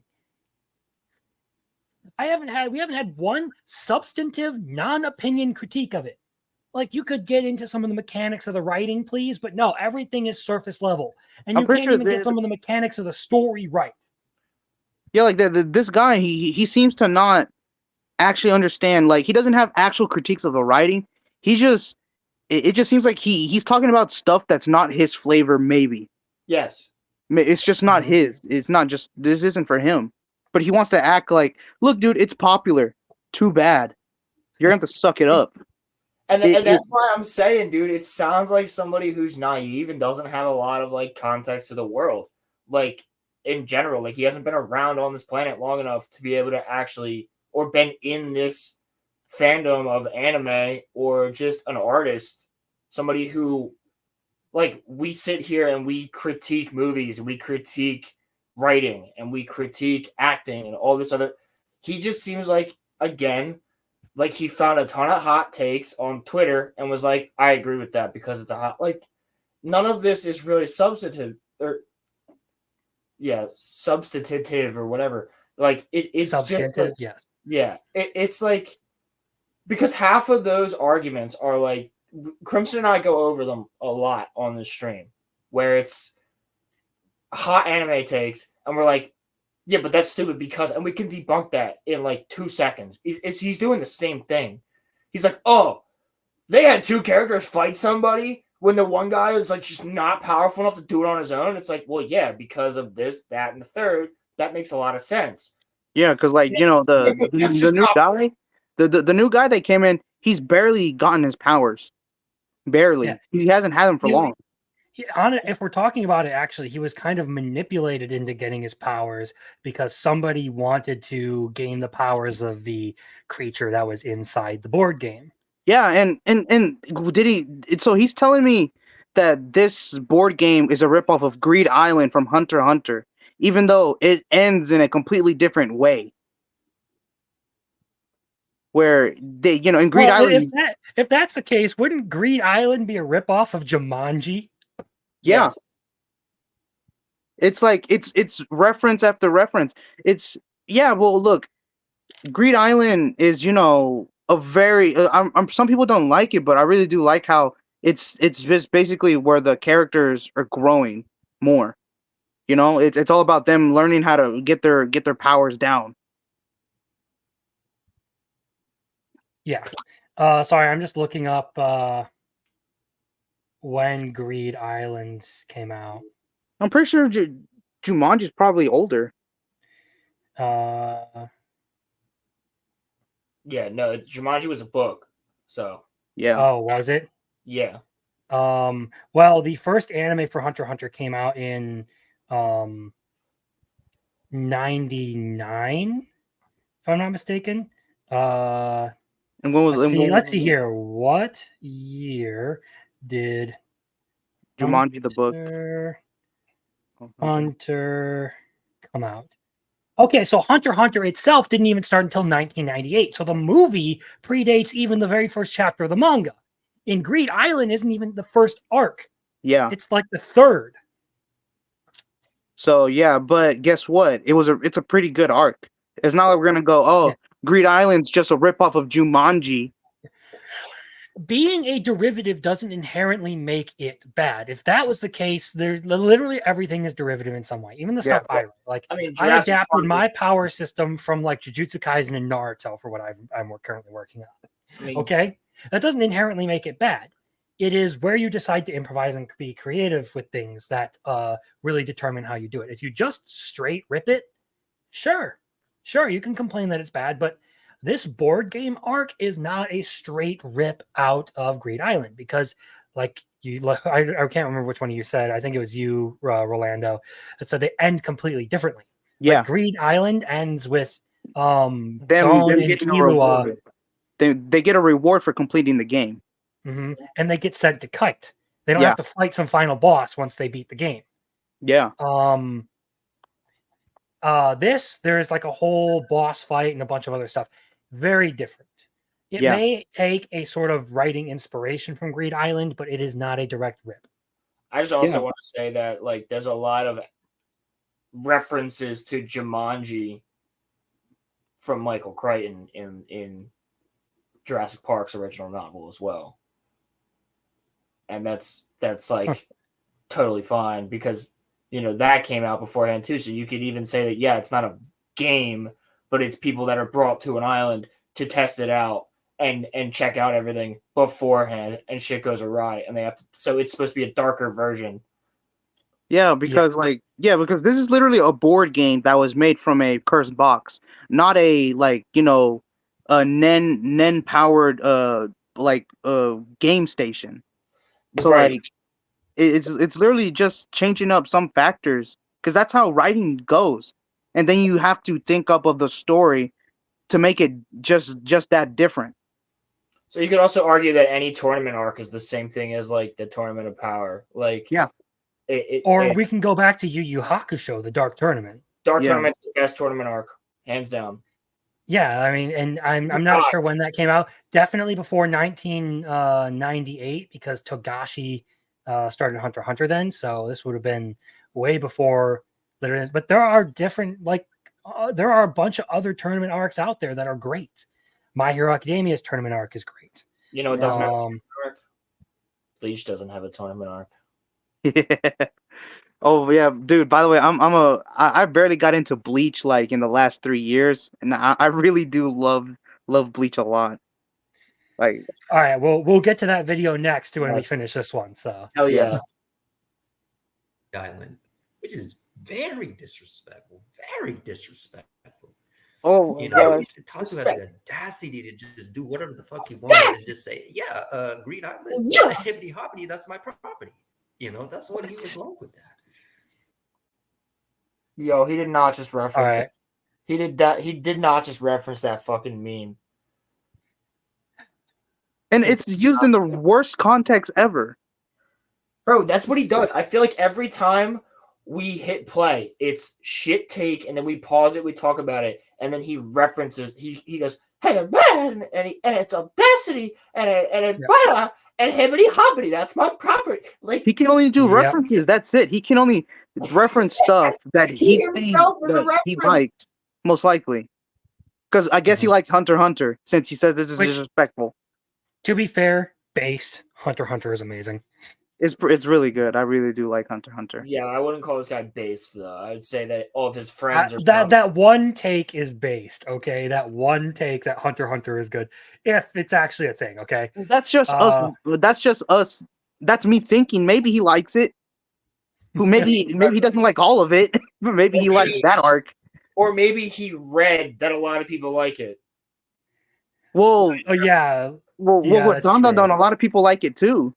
Because like at first I read it on a bootleg site, and their comments, bro, people were just talking about how much they really do appreciate this story. Yeah, so back when I first discovered Dandadan, I saw like the very first volume of it on like the Google Play Store. I'm like, you know what? This seems like it could be a goofy, fun little adventure. I got into it, I'm like, holy shit, the art's amazing. I love the characters. The storytelling is goofy. It's fun, whimsical, the kind of like escapism that I really like to get into after like a long day of throwing down decking or, you know, whatever you have to do to build houses. Mm-hmm. So it honestly, it's a very like fantastical, whimsical story. I like that it's so positive, and again, I can say that is it the most like deep psychological like super intricate story? No, it's not I trying to be that. It's pretty good, you know. Yeah, it's giving pretty good emotional backstory, some lessons of, you know, how like it's literally telling you if you have a confession to make to somebody, say it. Like, do it. Like, just try it. It's telling you don't be scared. Also, love that part of it. Absolutely fantastic piece of storytelling. Yeah. Let's just hope that this guy doesn't have too much more dumb stuff to say. Oh no, he does. He has a whole stealing everything. He's given Gintama's mangaka a run for his goddamn money. You know. And it's just a goofy Candyland, and then they try to have a serious big army fight, and then they have another emotional backstory for that new character, and it's like, oh, we gotta feel so bad for him. Now the difference is his introduction was a little better. I mean, it was still kind of like, he just seems like an edgy kid, honestly. Nothing that crazy. But at least it wasn't a thing where it's like the other characters didn't like him, and then they all of a sudden they're friends. So that's a little more natural. I'll give some props for that. But still, to steal from Greed Island and shit, that's so disrespectful. And trying so hard to be some isekai too. It's just like, come on now. What the fuck are we doing? Bro, there's a difference. Stealing and making homage to are just thing. It's so different. You know what? How is this an isekai? You know what would be stealing if there were two new characters called Bohm and Billua. for no reason, and they look very similar to the original characters. That would maybe be stealing. This isn't. That's not. This dude is. He's just talking out of his ass completely. He like he doesn't Go ahead. understand. Go ahead. Yeah, and I think you know how like y'all know Razor Fist, right? Oh, of course. Yes. You know how Yes, I'm very familiar. I think have he doesn't many of like his books. I don't I got Ghost of the Badlands. That's a really good book. I Holy gotta crap. get that, dude. I want that one. He Razor Fist just seems to not like stories like he probably just doesn't like Japanese properties because they take reference and inspiration from Western stuff, and he just like shits on them just because it's not the original. I wouldn't say that. I feel like a better way to describe Razor Fist is an old head. Basically, everything that he grew up with is good, and anything now is bad. Because I saw his tweet earlier, and this kind of like irritated me. But I don't want to have to deal with all the people. He basically said, and all these people were trying to tell me anime isn't woke, and he's actually an anime fan, like mecha and like older stuff, like. Well, yeah, I bet mecha he might like, yeah. No, he references a lot of anime he actually does like, but it's older anime, and he calls like anime woke now because of Lord of the Rings War of the Rohirrim, which is oh my gosh, written by Westerners. Yes, how is he that retarded to say that? I don't think it's clicks. Yeah, I don't think he's retarded. I think he has things he likes, and he's very adamant about them. I disagree with his takes. It's a very disingenuous thing to say. It's not like it was written by all Japanese people. It has literally two people who don't have almost any history writing, and one person has some history. Philippa Bowens, I think, was one of the writers for Peter Jackson's Lord of the Rings movie, right? But I think they added him later. She was the producer. Oh, she was the producer. Yeah, because Jackson's a producer only, and who knows how much he's involved in the story. Actually, we don't know how much he's actually involved in this. Yeah, yeah. Zero idea. Either way, it's kind of like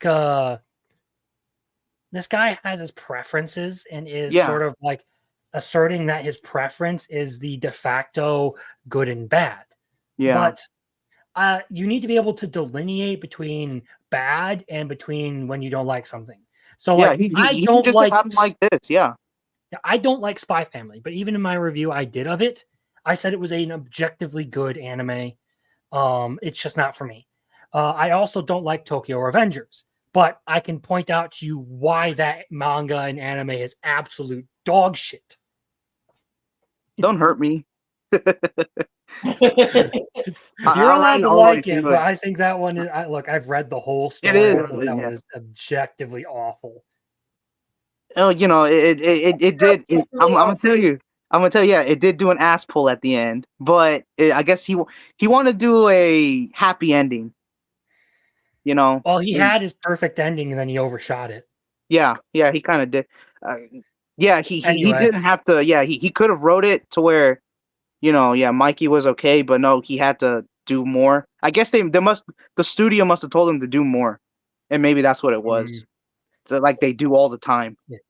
Anyway, without getting too deep into the Tokyo Revengers debate, my point was, if you're going to like actually critique something and say it's not the best, you have to be able to delineate between when it's just your opinion, when it's just your preference, and when it's actually objectively bad. So again, I could bring up stuff like Demon Lord Retry, objectively bad series. I could bring up stuff like Bleach, not objectively bad. On a reanalysis, honestly, I look more favorably on it, but it's still not my preference out of the big three, or just in general. This guy isn't doing any sort of like delineating between his opinion and the things he likes and his problems with it. He's just sort of stating it as fact, and it's a very like immature way to go about these kinds of things. Yeah, because it just seems like he can't go into the actual storytelling where he can point out facts where, she says like she can't do this, but then she does it in the next page, or she did it previously, so this is just inconsistent writing.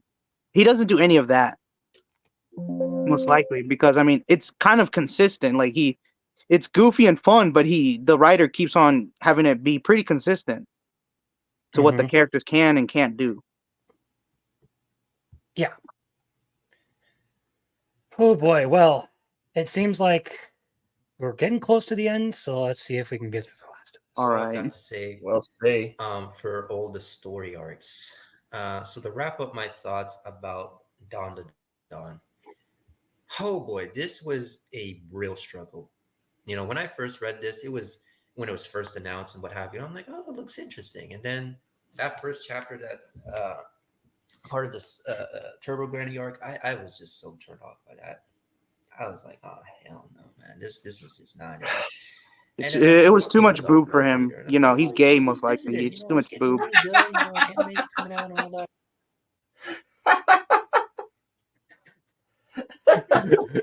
He was like, "Come on, just show me Akaru's like schlong. Come on, just show me it, please. Give me something for me." He was saying.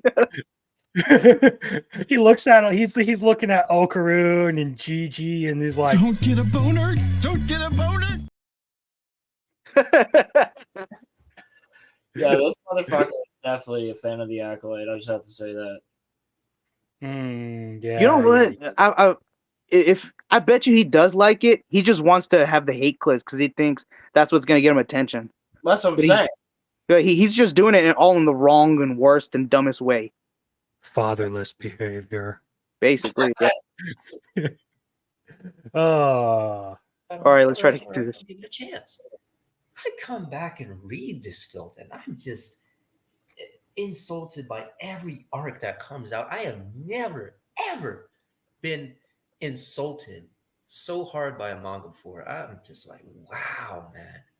This caters to the lowest of the low, and that's how they're able to get through it. Because it's just now he's coming at people's necks. You know, you take a look at some of the interviews. I can't with this dude. I can't wait to see what he has to say about Bleach. And Lowest of the low. What the heck is he talking about? Who are you trying to come at, dude? Like he's talking about regular freaking people, dude. Yeah, he's like, people want an interesting story that happens to have some crazy shit going on, and he's saying you're the lowest of the low. You know how many people in the anime community consider if your favorite anime is Dragon Ball, you're a fucking normie? Yeah, I bet you they'll. Yeah, he's probably he probably thinks he's probably the opposite of that. I almost guarantee you. Oh my gosh, Bro, I hate to say it. I literally hate to say it. But if your favorite anime is Hunter x Hunter, you get shit on. It's like, yeah, your favorite anime is never going to end, bitch. Well, that's just the anime community in general. This guy doesn't seem to reference anything positively that isn't super mainstream. Dragon Ball, Hunter x Hunter, Gundam. These are all things that are incredibly popular. I doubt this guy has ever watched anything more niche, like Hyoka or Shoshimin, or say even more niche romance or slice of life sort of stuff. I bet this guy only ever goes into like surface level popularity anime, which would mostly be shonens and maybe the occasional thing like Evangelion. And never actually like forms an opinion of his own. He just kind of goes with it because he's like moist critical. The moment he actually does have an opinion of his own, his career fucking ends. Yeah. Just shit opinion. And I think, did you see my comment I made before I got on? I said he probably watched somebody else explain this story to him. That way he can think he understands it. Yeah. Because like he's showing no understanding of how it's a manga. And I mean, what you think a nerd can't get with a chick who's pretty hot? That happens a lot, actually. Happened to me at one point. Good for you. I was about to say that was me in high school. I don't think I was particular. I have never been particularly attractive physically, but at one point I was fairly popular because I was a funny guy. Bro, I had a chick sitting on my I literally sitting on your couch. Okay. like begging me to watch Star Wars, begging me to watch Lord of the Rings, begging me to watch Attack on Titan. Like, and I dated this girl for 2.5 years. Like, it was cool. It was great. Nice. But like, I'm a fucking like every like. Be honest, like if a chick dates me, you're gonna like deal with anime. You're gonna deal with like Star Wars. You're gonna deal with Lord of the Rings. Like that's just it's gonna happen. I'm gonna make you watch it, and if you don't like it, you don't have to watch it. But like I'm gonna watch it. My shit. Like I have to find out what is this guy actually like that he says actual good opinions, but does he say why the reasons why he thinks it's good, or does he say, oh yeah, I like this, I like this a lot, I like that, like.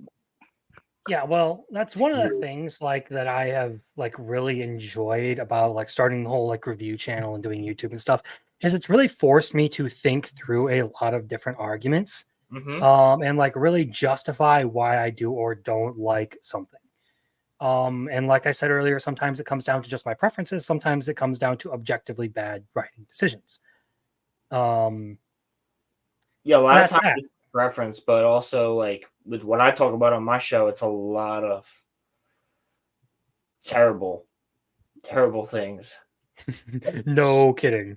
And we don't need to get into that. There was a Sawyer post I saw earlier that I was gonna go over. I'm like, you know what? I don't want Rolo to take more damage mentally. So dude, I'm taking like spiritual damage from like Star Wars right now.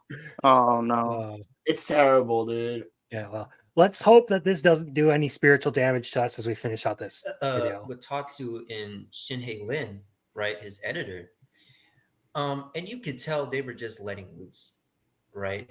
Fire Punch and Chainsaw Man, they were both experimental. Jump Plus is an experimental platform for jump titles, so they can get away with certain things that you wouldn't typically see in weekly Shonen Jump. Pause it real quick. What? Pause it real quick. He just got something wrong. He just said that his editor was doing experimental things. So we're talking now the editor of the editor. And then he said, well, Chainsaw Man was Fire Punch and Chainsaw Man are Fire Punch was. Yeah, Fire. Oh, sorry, go. Isn't Fire Punch as well Tatsuki Fujimoto? Yeah. Yes. It is. So okay, they learned from their fucking sensei. Mm-hmm. Like my fighting style when it comes to my karate, I learned from my sensei. Okay, I'm a fucking scout. Like I learned how to survive in the outdoors. Who the fuck did I learn it from? Yeah, and there's another point to be made. There is Chainsaw Man is very gratuitous and over the top with its logic and all that stuff too. It's utterly insane. That's why I loved the first part of it. It's like, okay, this doesn't make a whole lot of sense. Like their leaps in logic are a little crazy, but it's still very cool. It's still very fun to read. But the premise is a man with a chainsaw coming out of his head. It's supposed to be like that. Yeah, and there's demons in the world that they get stronger off of fear. That's sick. Like how do you quantify that? Yeah. Dude, I'm literally like, all right, perfect example. I'm going through Attack on Titan right now with my mother. Oh. Ooh. She wanted to watch it, and she's loving it. I want to get my parents to watch Attack on Titan. She's freaking she's like loving it so far. But she has all the same questions we all had. She's like, why do they look like people? Like, what are they? Like all these questions. And it's like, okay, so when Attack on Titan first came out, are you going to talk shit on that exact same thing? No, you're not. But you're making the same point. But you wouldn't have talked shit on Attack on Titan because it was so fucking big. And it became so big, so you're not going to reference Attack on Titan. You're referencing Chainsaw Man. But Attack on Titan is ridiculous. Giant people running around, eating people, and like this guy just all of a sudden is like can turn into one of them. I'm gonna kill them. Oh, and we have no guns. We don't have cars. We don't have anything like that. We don't have planes. We don't have boats. We have none of that shit. But you know what we do have? Technology that we don't fucking have. Omnidirectional mobility gear. Like But that's normal. We have walls that are taller than any wall that humanity has ever created. Like, but we don't question that. So the things that he's coming up with right now is shit that you can make the exact same argument for Attack on Titan, but you don't make it because it's popular and it's good. It's huge. But he doesn't make any arguments. He just complains for no reason. That's true as well. Has no logic about his arguments. It's literally impossible to like refute anything he says because it's literally just all his opinion. Yeah, it's just I don't like that. All right. Interesting thing though is Tatsu had tons of one-shots and ideas that he tried to push to the main editorial board, and they were rejected left and right. And then he was about to drop that towel, and then Lin was like, oh, "Wait, hold on a minute. If I give you a free pass on this, if I come in and kind of help you out here and just take whatever the fuck you come up with, then it'll get passed in the magazine." And Tatsu was like, so I can do whatever the fuck I want. I could just draw all day and don't give a fuck about the story. Yes, exactly. I mean, if I can work with Spy Family, all we had to do is all I had to tell Endo was, hey, add that humor. Fuck the story. Add that humor. Work on that art. And Endo was like, yeah, man, I'll go with it. I'm like, now he's beginning. Now, a lot of people love to compare this to Chainsaw Man just for the fact that it's this the assistant. Can you pause it real quick? Now he's what you got, Rolo? Now he's beginning to speak on behind the scenes shit. It is paused, isn't it? Yes. Yeah. Now he's beginning to speak on behind the scenes stuff that he has no idea what he's talking about. Tatsuki Fujimoto brought this guy in to reel himself back because he was like, yo, I got too much crazy shit going on. You got to help me spread it out. Yeah, because he did all his crazy shit. He didn't. Fire Punch is crazy as heck. That's what I'm saying. Way crazier. And like you don't have like, and what comic book creator from the West hasn't done that? All of them. There's stories of Stan Lee talking about it. Like I had to bring in editors because I was going so crazy with the ideas that I had that they had to go, let's not do that now. People that came in and said, put a pin in that, we'll do it later. But you can't just throw it all at the wall at the moment that you're thinking about it. Mm-hmm. Even Tolkien himself did that when it came to Lord of the Rings and like his world. It took him 20 years to make the Silmarillion. He started with The Hobbit because it was a simple story. And then he was like, yo, this ring, I've had this idea about this ring and this Dark Lord and this crazy shit going on. Let's write that. Oh, by the way, let's create the world the way that the world... He did that last. Like, you need to bring people in to pull you out a little bit because you want to throw everything at the wall at once because you're the creator and you want it to be fully fleshed out. But it ain't going to leave your head. And a lot of that comes from, at least in my experience, a lot of that comes from me going, I don't want to lose this idea. I don't want to lose this idea. I don't want to lose this idea. So you end up throwing it in too early and it's too much for the reader. Like, so there's nothing here that Fujimoto did wrong. He didn't just, these editors weren't forced upon him and then took his ideas and said, we're going to do this. We could do it in my mind. Like, you don't know what's going on behind the scenes, bro. Because, like, I've read interviews with him. And it seems like this guy hasn't done research about it because I find the concept of Chainsaw Man so interesting. I looked into the guy who created it. And it seems like you would really enjoy talking to Muffler Tape if I can get him to come on at some point to do just like a full-on chainsaw thing. Because he loves Chainsaw Man. Let's do it before the movie. Might be something we have to set up then. Yeah, I like to be there too. Yeah, yeah. Hell yeah. Hey, I mean, I'm gonna have some time off in the near future. We can probably work something out to do a couple of those. I did that Batman stream with Roman a while back, so we could probably do some. Definitely one for Naruto in the future. Oh, that's and then we can do the Attack on Titan one when Roman finishes it. Yeah, so a couple of these series we're gonna have to just like dedicate a full stream to like deep diving on some of that stuff. So hell yeah. Either way, that's something that I will something I will hope for.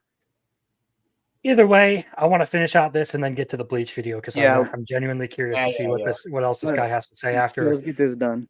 Mindlessness. And I find that to be very disrespectful.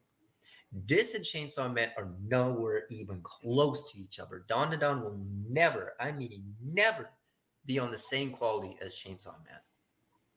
Now, you might be able to say that for the art, but story and characters, hell no. No way in this world.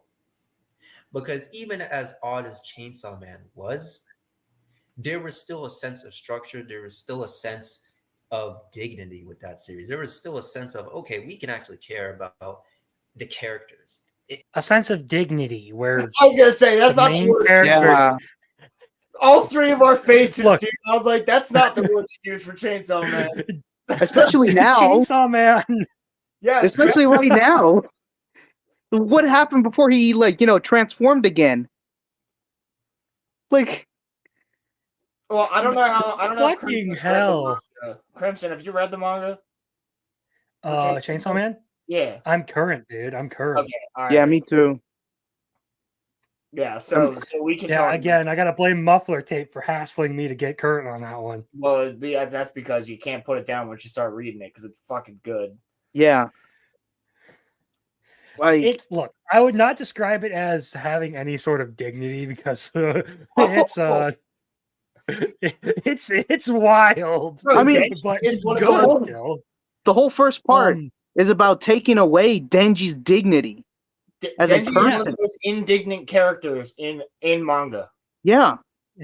And I would argue that as far as structure goes, Dandadan has more structure than Chainsaw Man. A little bit more. Yeah. Yeah. As far as like how their arcs are organized and stuff, Chainsaw Man can seem like a mess at times. It seems to come together at the end. Yeah. Like it is helter skelter until the end, and then everything makes sense. Dandadan, you can pretty clearly through the whole thing see like, okay, I see where we're progressing to. Yeah. But yeah, it's clear that this guy just wants to hate on Dandadan because he didn't personally like it. And clearly he likes Chainsaw Man. He likes Chainsaw Man. But he's like the only Chainsaw Man fan shitting on Dandadan from what I've seen. Yeah. Even a blind squirrel is right twice a day. I think I got that mixed up, but who cares? Correct.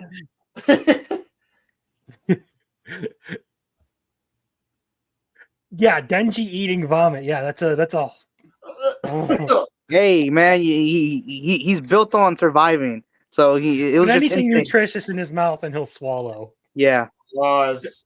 Thanks, Power, for that quote. Pause. So dignity in Chainsaw Man. Yeah. Continue? You could probably continue. Oh, he's frozen. Oh no. I'm not frozen. I'm perfectly fine. What the fuck? I was just being really, really still. Holy shit. Yeah, I actually thought you were frozen. Yo, I literally, you're like,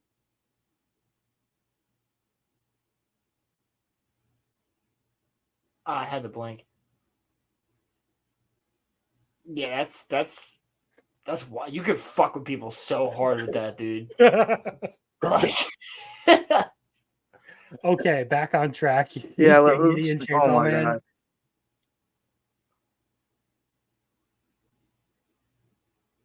You got anything to say about Dignity and Chainsaw Man, Rolo? Is that it? There isn't any, yeah. Okay, okay. Just clarifying before we continue on. Yeah. Felt natural. Dandadan is just the same bullshit that we typically see in shonen. They ain't doing nothing special. Most of the time, people just talk about the romance, the oddball humor, the characters being outcasts and having these traumatic backstories, or the art. And that's it. What is there to genuinely like about this series outside of any of those reasons? Nothing. Can I just What say, is there to like in fiction if you exclude all of fiction?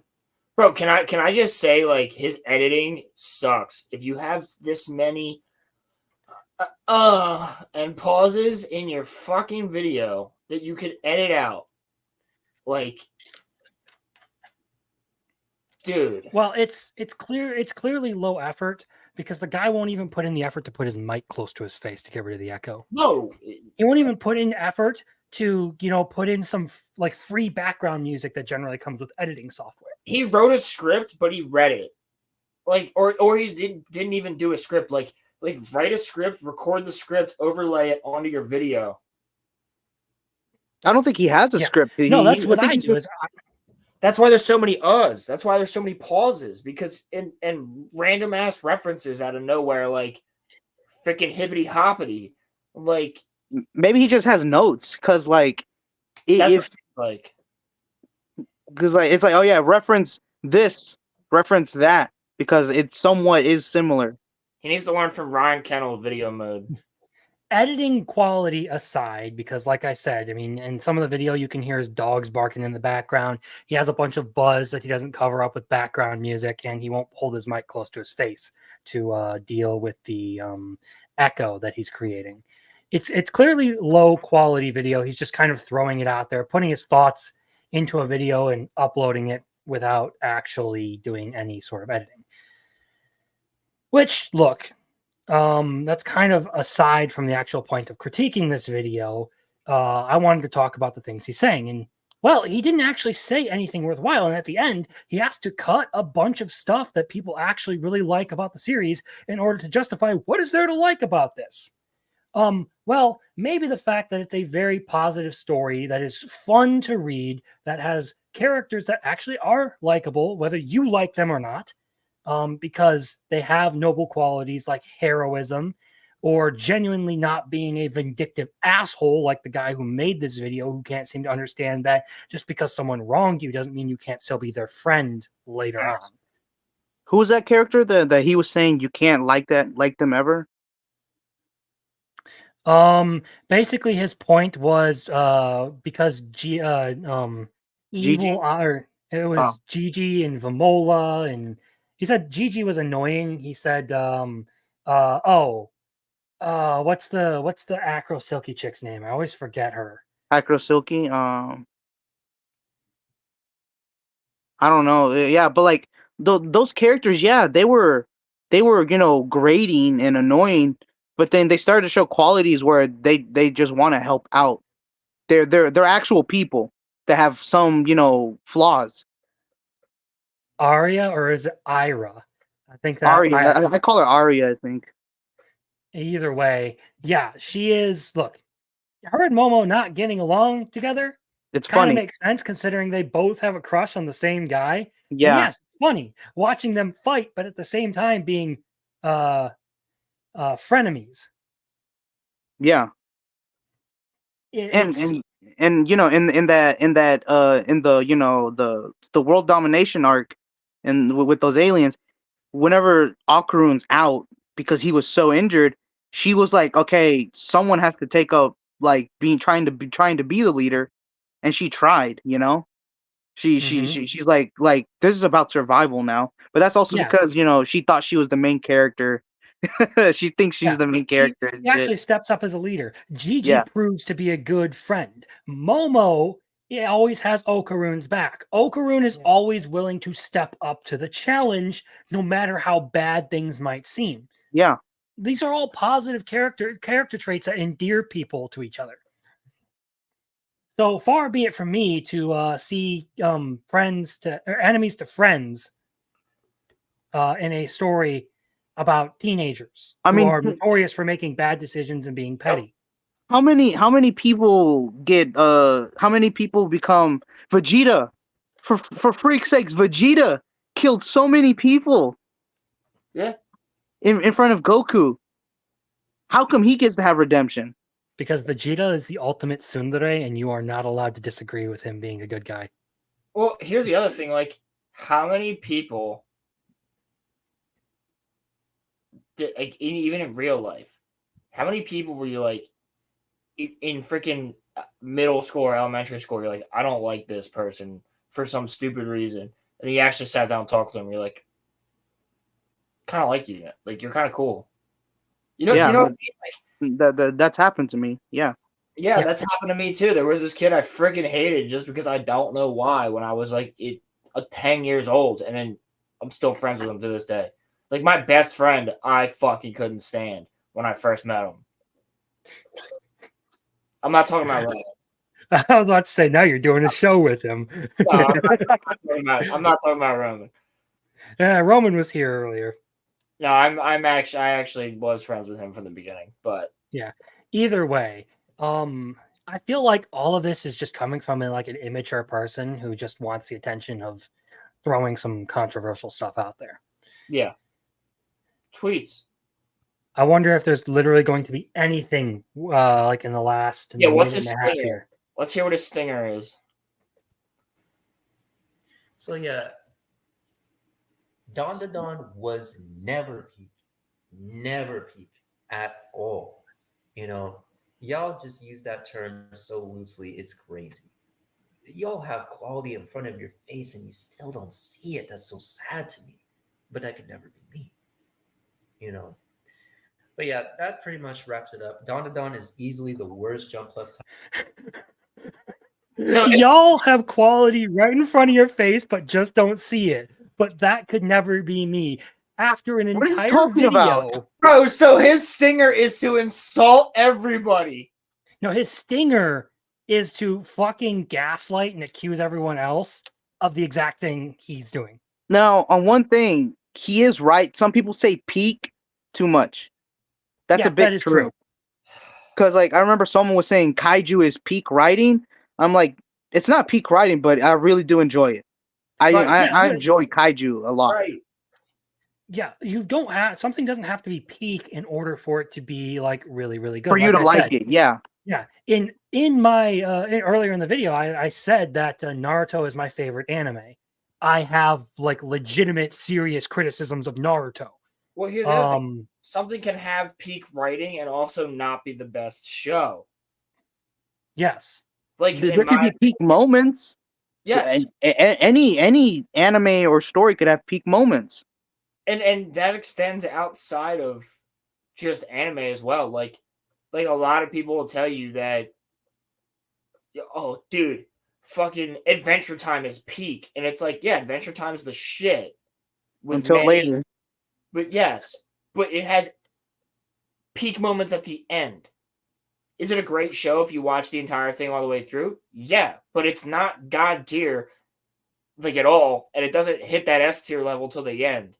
You could say the same thing where something might have amazing writing, but it's not that great for a lot of people. Like, if you go and look at, I mean, even Game of Thrones season 1 wasn't popping off until like season 2 or 3 because the writing was there, but it didn't have those things for other people like a battle or a couple crazy twists, you know, but the writing's there. And it goes the same thing with like Andor. Andor is the best Star Wars television show that has ever been made by Disney.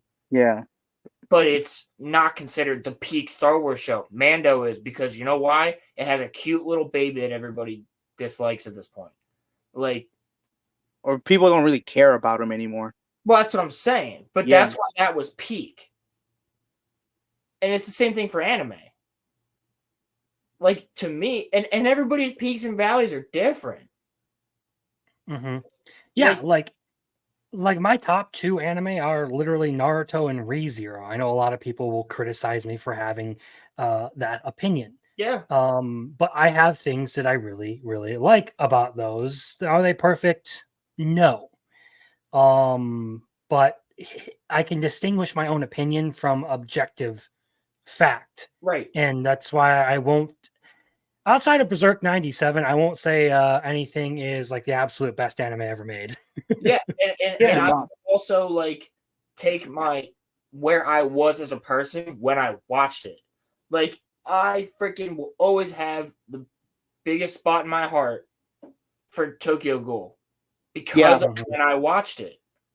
Because I was going through a ton of shit when I watched Tokyo Ghoul, and that was also my second anime. Actually, no, that was my first real anime that I watched and finished on my own without having friends go, hey, you should watch this, whatever. Like, I watched it because I heard my friend mention it a couple times, but he never told me to go watch it. I did that on my own. And so there's always going to be a really special place in my heart for Tokyo Ghoul because I was what 16. I was going through a freaking breakup, and I was like, this show's great. This show's amazing because Kaneki is just like so freaking good and relatable. Yeah, but like I can also realize that when I rewatch that show now, yeah, it's like emo cringe shit, but it's fucking great to me. So like that's part of that or peak to me. I mean, Whereas- you can understand. You can once you look at all the stuff that happened to Kaneki. Well, 100%, yeah. Like, but I'm just saying, like from an outside view. Again, SAO, dude. SAO, like Muffler Tape just brought it up. SAO is what the very first show that I watched with non-anime people like me, and actually I watched that before. So yeah, Tokyo Ghoul was the first anime I ever watched by myself, but SAO was the first anime I've ever watched, and I was so in. Like my friends and I would hang out every weekend and just binge SAO. I mean, at the time we were like smoking pot and getting stoned, but we were like 14, 15. Like this is the shit. This right here, this is peak. You know what I mean? Like, and like that was, we were like, no, you're like, we were joking to each other in freaking high school going, you're a beta tester and a cheater, you freaking beater. Like we were making jokes left and right, like because that was peak to us at the time. And yeah, everybody has their peak. Like right now, my peak manga was Chainsaw Man for a while. But I can tell you right now, like it's not my favorite anime. It's probably not gonna be, at least for a while. I mean, there's always going to be something better. It's just how stuff happens. Yeah, like I remember whenever what was it what's her name Sensei Shorty from the Weebs and Waifus. Yeah, George Sensei. Yeah. She said she doesn't like that Rudy, with Jobless. She doesn't like that Rudy's getting with what's her name? He's gonna marry her also, or his master. I don't remember. I only watched the first season. Oh, Roxy. Roxy, yeah. Me, I don't agree with that. Like morally, that would be my thing.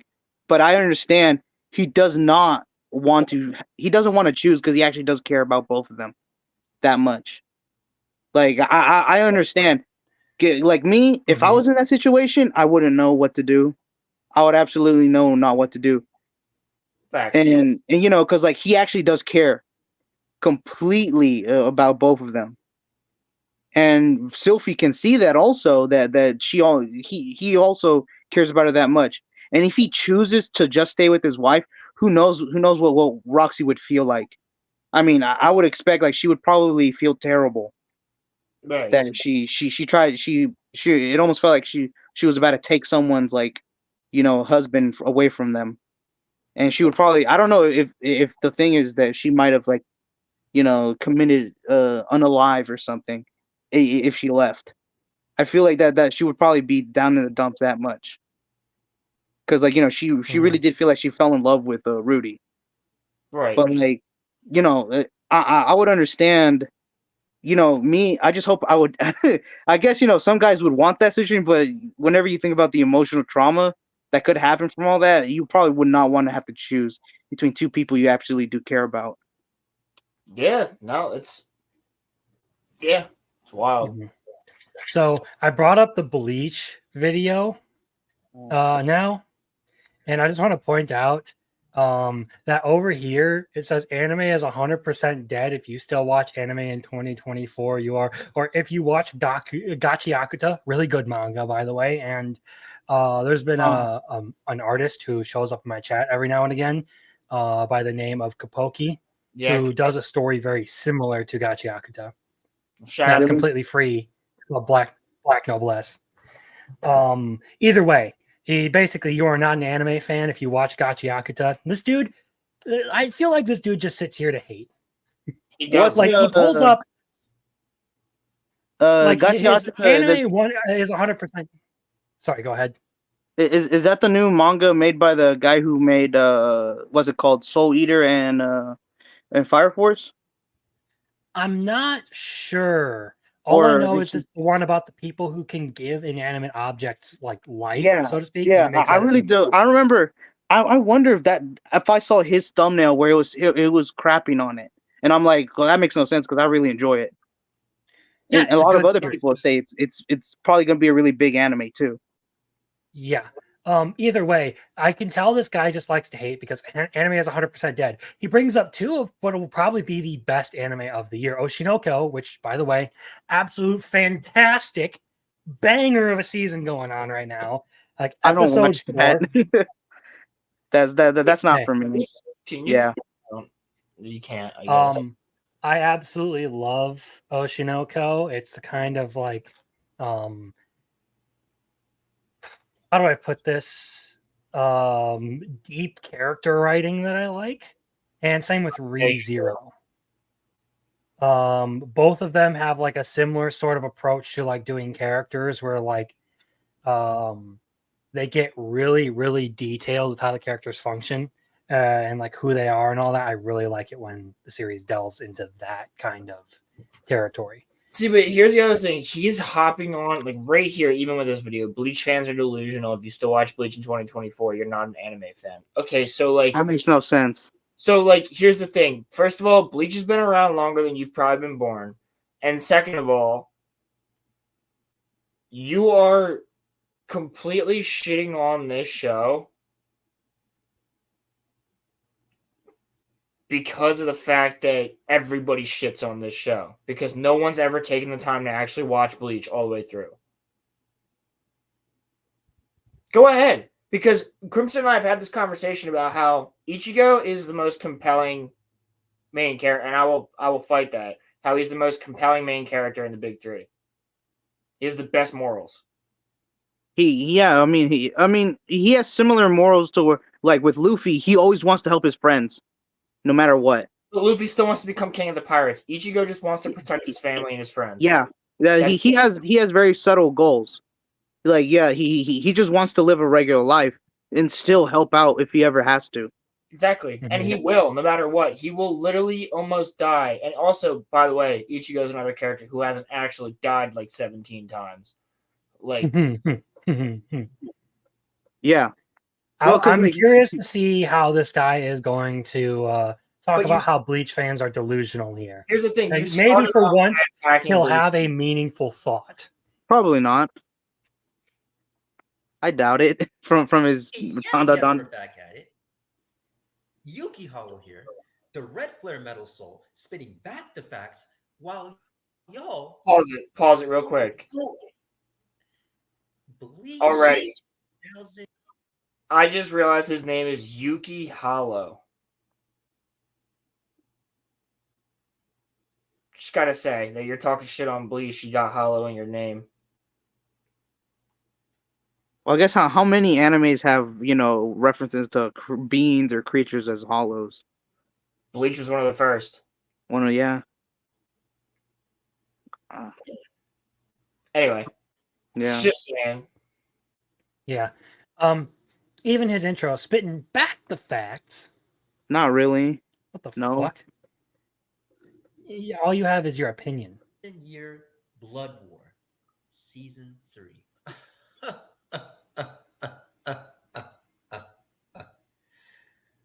Wow. What?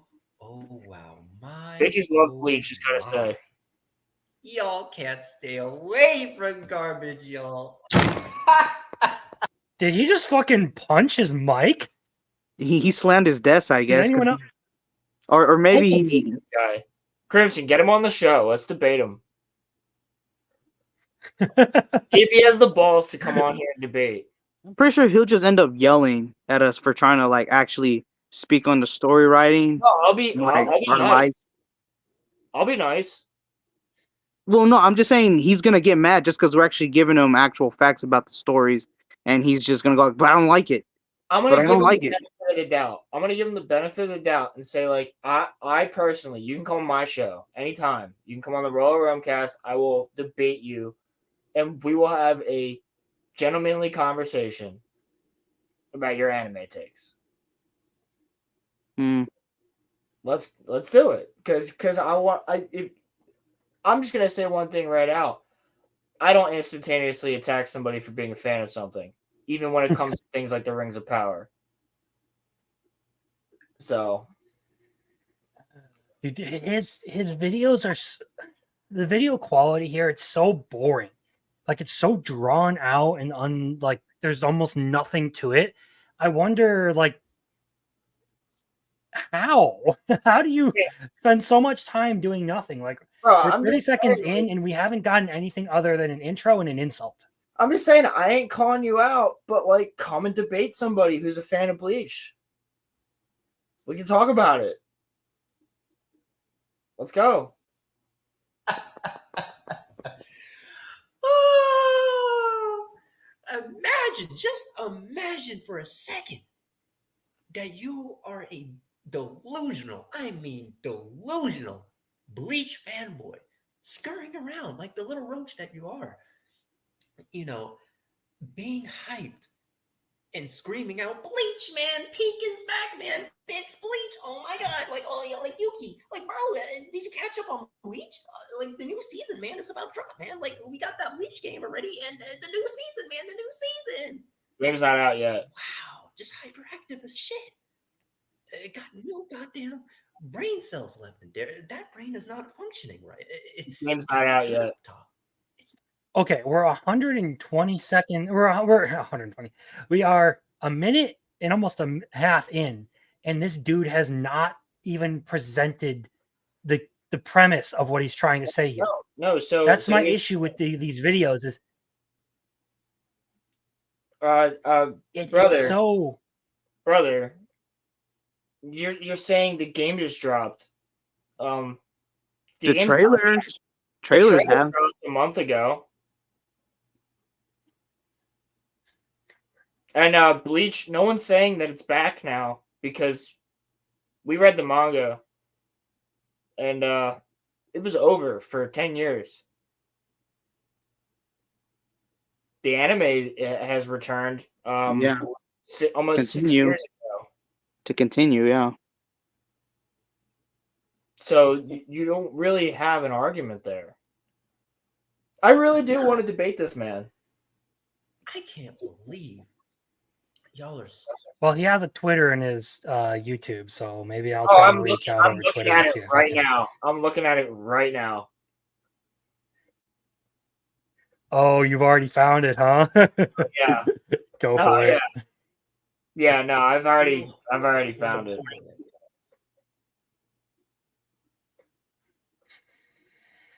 Oh boy. After all that craziness with that ending, y'all looked at Kubo and you were like, come here, Kubo. What the fuck is this bullshit?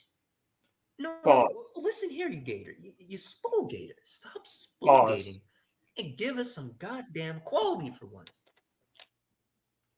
Kubo is considered one of the best mangaka ever. So yeah. I don't like you can't even argue that. He's made billions. Like his manga sold billions. Yeah, so many people have stated that their manga is because of Kubo. Their artwork is because of Kubo. He was the peak for artwork back in the day. Yeah. The man spent days on a single page. On a single shot. You can't come at Kubo. And did he say something about the ending of the manga or something? Yeah. Well, because it has an actual ending. Well, it was rushed. That's the thing. It's not the real ending he wanted. No, that's why the Hell arc is a thing. Yeah. Well, yeah, and because but now most likely, like the change they did with Core 2, people are like, and Bleach fans are like, holy crap, he changed it up. Mm-hmm. Or like what is he gonna do next?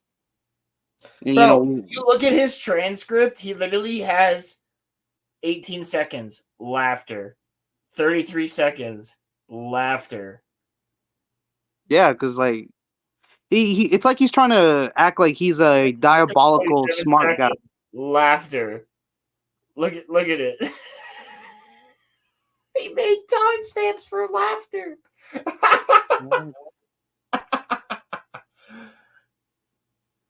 Wait, I can show you. Let me. This has 2 likes. This video. Hold the phone, Crimson. What? I have the. This helps a lot of content creators, but I have something that YouTube doesn't like. It's called an extension. Oh. Only 2 likes, you said? Yeah, he's got 2 likes. On this video? Yep. How many dislikes?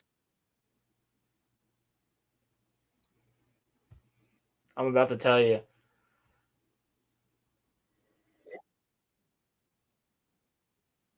Oh my God, he's completely even. He has actually now he has 3 likes from what I'm seeing on my computer. Yeah, it shows right now. And he has 3 dislikes. To be fair, though, it can only calculate the number of dislikes Lower. from other users.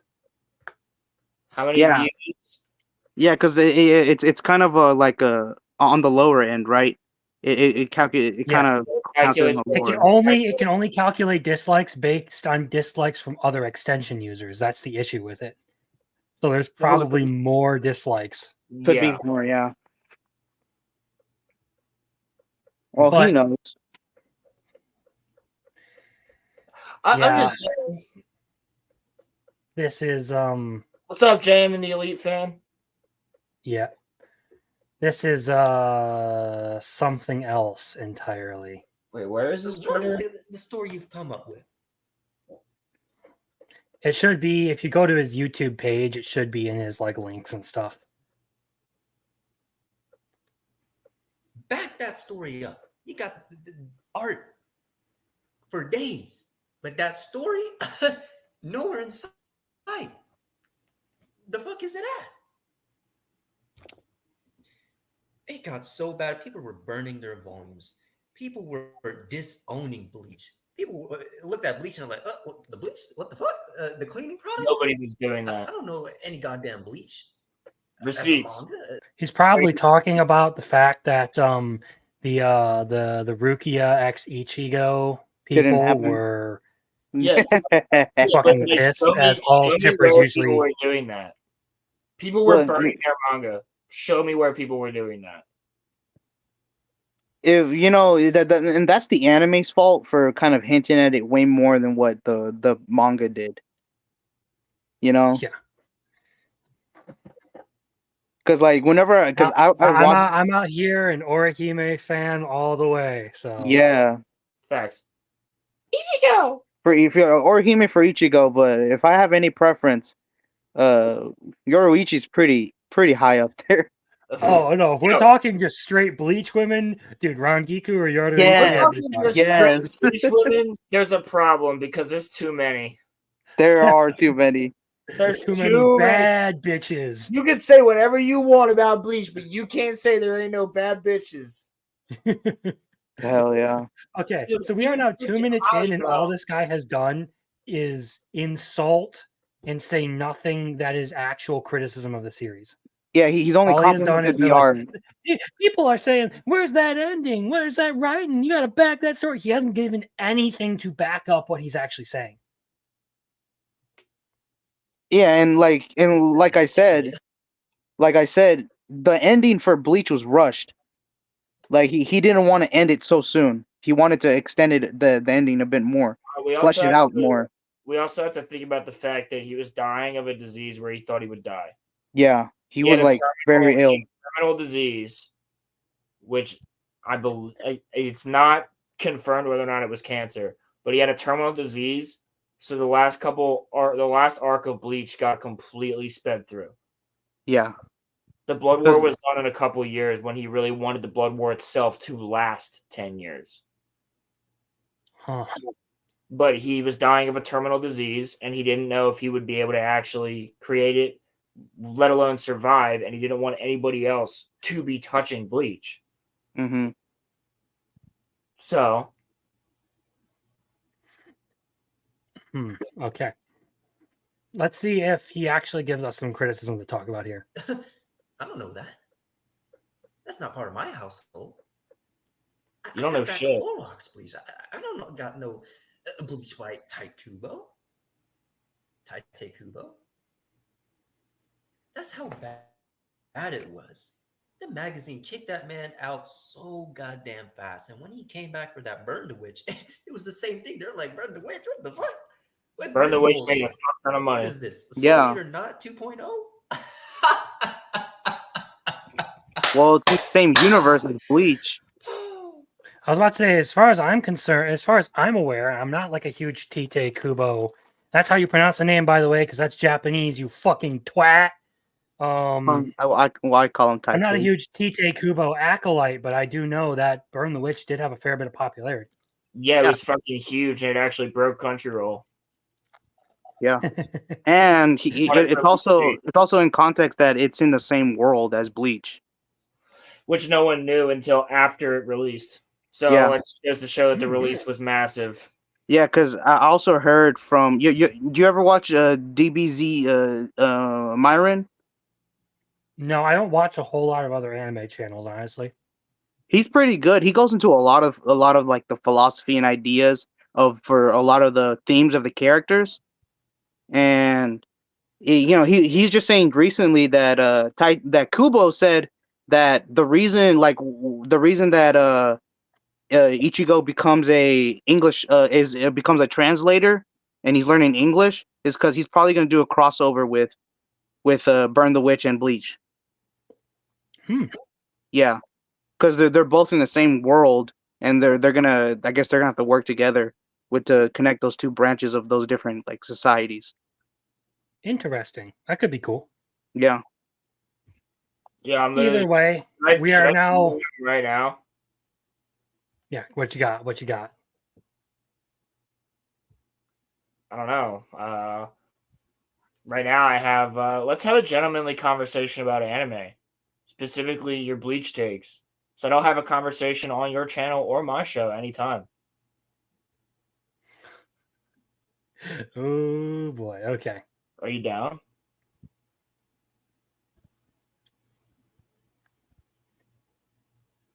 Anyway, we are 3 minutes in, and again, all this guy has done is just lie.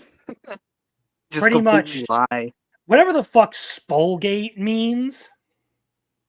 I tried to look the word up. It doesn't exist. What? What did he say? He loves to say that spitting the facts while y'all Spolgate, and I'm just like, what the? Should I just add as well? Spolgate isn't a word. No. I'm kidding. Yeah, maybe not. Either way, we're 3 minutes in. This guy still hasn't given us anything to really work with other than just some shit talk, pretty much. Yeah. Some meaningless shit talk. But for some odd reason, the delusional Bleach fanboys, being the weirdos they are, somehow think that this, anime is going to save Bleach somehow. Oh man, it's been so long since we had any Bleach content. So, like, Yuki, man, bro, it's going to be Peak, man. Peak's return, they're going to give us a good ending.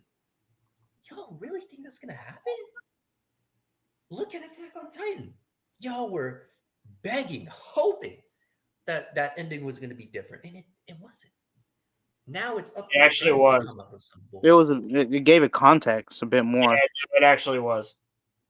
Hot take. I never thought the ending to Attack on Titan was bad, but that's because I like to actually sit and think about the fiction I consume rather than just throw shit at people who I don't like.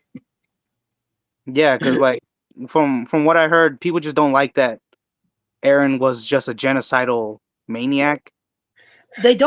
People are upset that either Eren didn't kill everyone, lethal lightning, or Eren was an idiot, which I called him out on that in the chat the other week. And he's like, I got Ivan to admit that Eren was an idiot. And you say I lost. I'm like, dude, you got Ivan to admit something he never denied. Yeah. It was never in question that Eren was an idiot. The whole of Attack on Titan is, hey, Eren, you're a fucking retard. He never came up with the plans himself. He wasn't a big thinker. and most of his plans was just from him knowing what was gonna happen next. Yeah, and the few times he actually decided to like do things on his own, well, he got his ass kicked by Annie. Yeah, Facts. and it's like I guess yes, you can be angry that he's not smart, like some other people want to write their genocidal maniacs, but if that's in line with the character, why are you gonna be mad about it? Really, Or the whole point dislike of it? Attack on Titan was that like human decisions and like human inadequacy is what leads to this constant cycle of war and violence. And no one can let go of it because there's constantly a victim who needs to avenge themselves.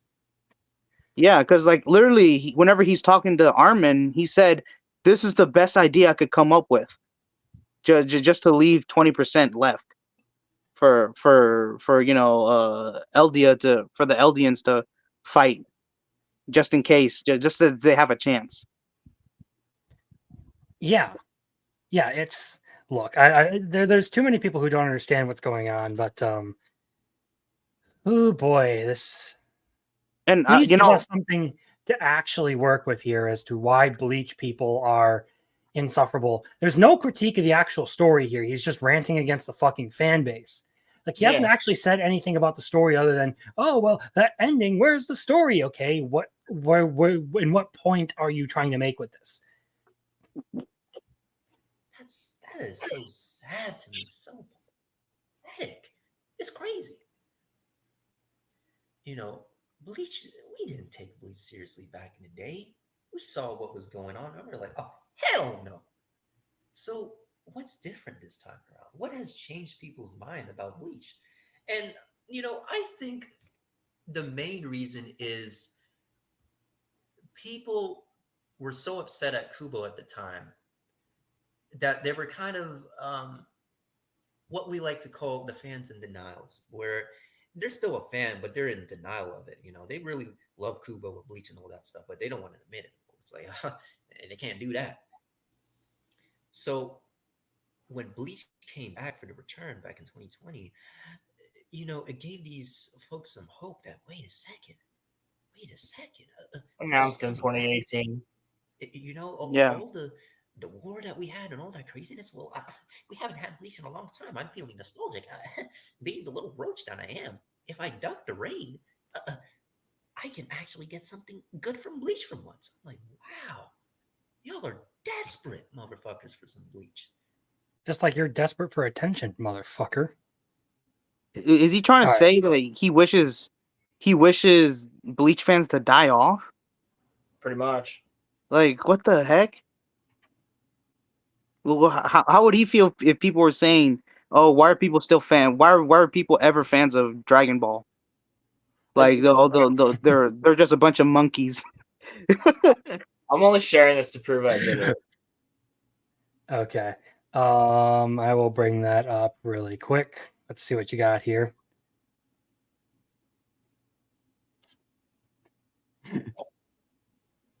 Okay. So, the challenge has been posted. Let's have a conversation.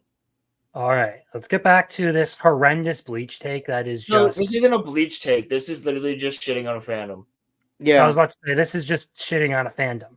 So this is not what we did when we. He doesn't even give any reason why the fandom is wrong or why the fandom should be criticized here. It is literally just, I feel like projection of his own thoughts. I don't even know what to say about this. Like, it's clearly not his own thoughts because he's clearly not actually watched it or clearly not talking. It's just shit talk about a fandom, really. Like, there's nothing actually about Bleach in here. It's just shit talk about Bleach fans. Crimson, here's the thing. I just want to ask you, when except for maybe this most recent week, when I talked about the Acolyte, have I ever actually took like shit on fans? Not that I know of. I was gonna say, because guess what? I'm talking about the show and the content of quality, or the quality of content that we have there. It's. I mean, aside from the usual like calling people seal clappers. I don't think there's And any I'd be like honest with direct that. attack at fans in it. I'm pretty sure I started most of my conversation about that, what I believe is a complete bastardization of lore and a shit show, with if you like it, more power to you. It makes me want to relapse. Like, I'm pretty sure I made a lot of jokes about that, but I didn't. I never once said, if you hate this show, fuck you, you cockroach. Or if you like this show, fuck you, you cockroach. Yeah. Never said that. I Yeah, feel 'cause, like no, go on. I was about to say, I feel like this guy is like a fan of one of the other big three, like Naruto or One Piece, and all he can do is really just try and shit on Bleach because reasons. And he doesn't have any. He just keeps saying, well, this happened in the timeline. And it's like, yeah, but if you were paying attention at all, like when people found out that Kubo was dying of a terminal disease, most people were pretty supportive of him, that he was still working on the manga.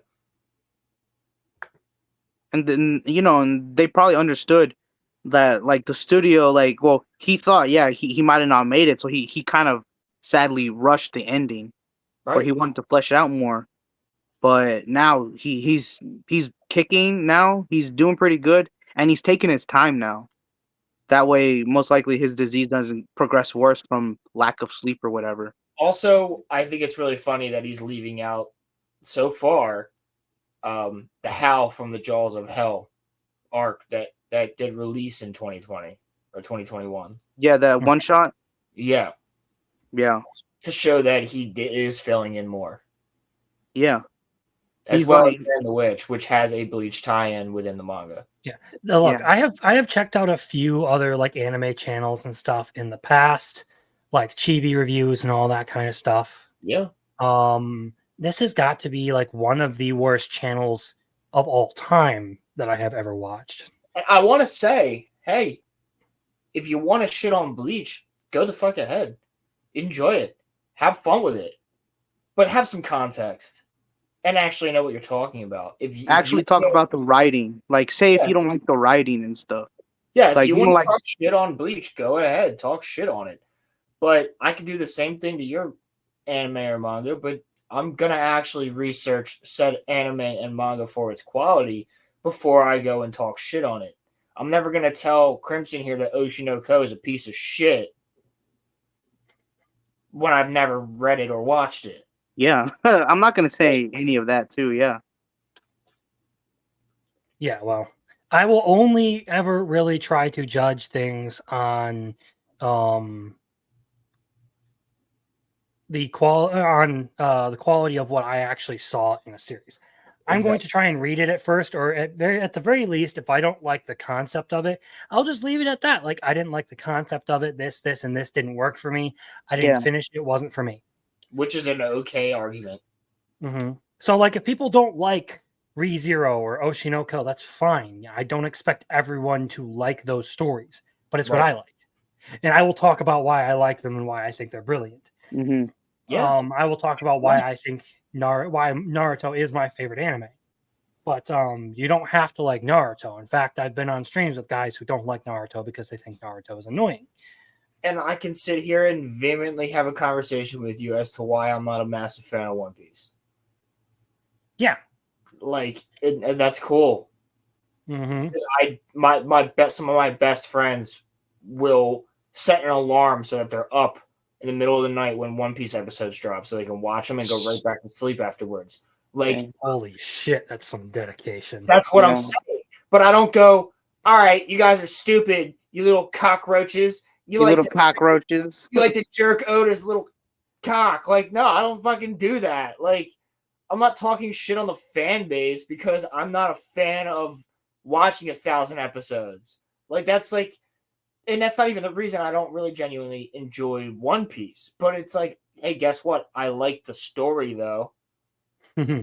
Like, I still can tell you why that's a good story. It hasn't hit for me yet, which is fine. But that's to be said about any book, movie, or TV show. What the heck? on that video where he's talking about the rebirth of souls. How is it a soulless game if it hasn't come out yet? Who knows? But I don't think there's going to be anything else.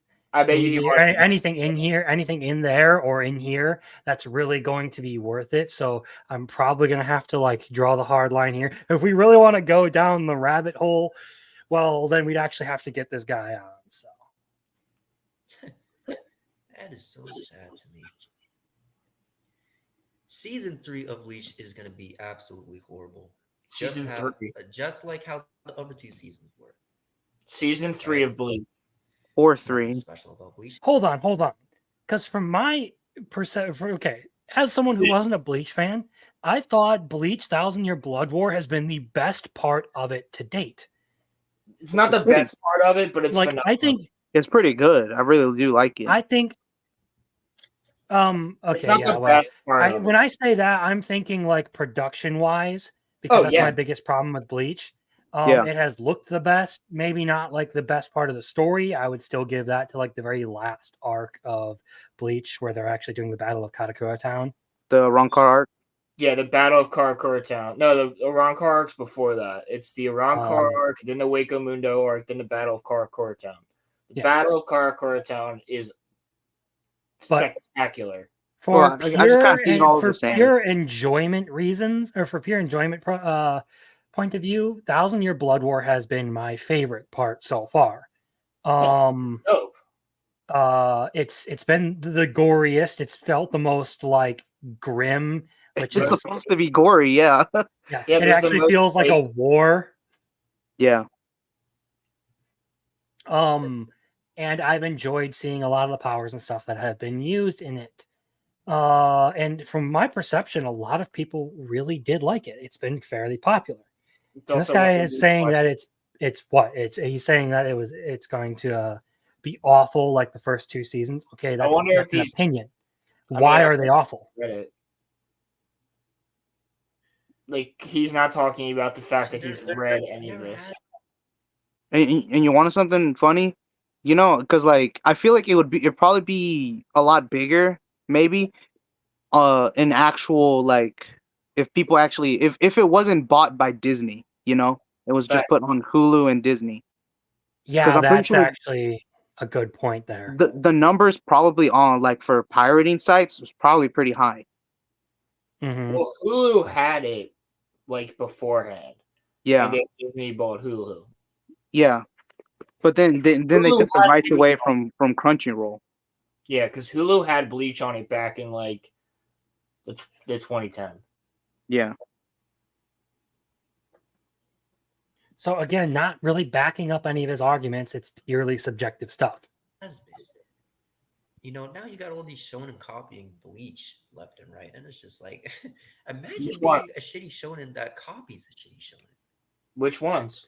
A lot of people like to say that Demon Slayer copied Bleach and Kagurabachi copied Bleach. Demon Slayer did not copy Bleach. I mean, for the sword, yeah, that's nothing like a Zanpakuto. Nothing like a Zanpakuto at all. Any show with a magic sword is now copying Bleach. Yeah, but you know who was inspired by Bleach? Gege for JJK. He was inspired by it and he says his favorite character is Kurosuchi, the 12th captain. Yeah. Huh. Which is probably why he likes Sukuna. He's the crazy sadistic character. Yeah.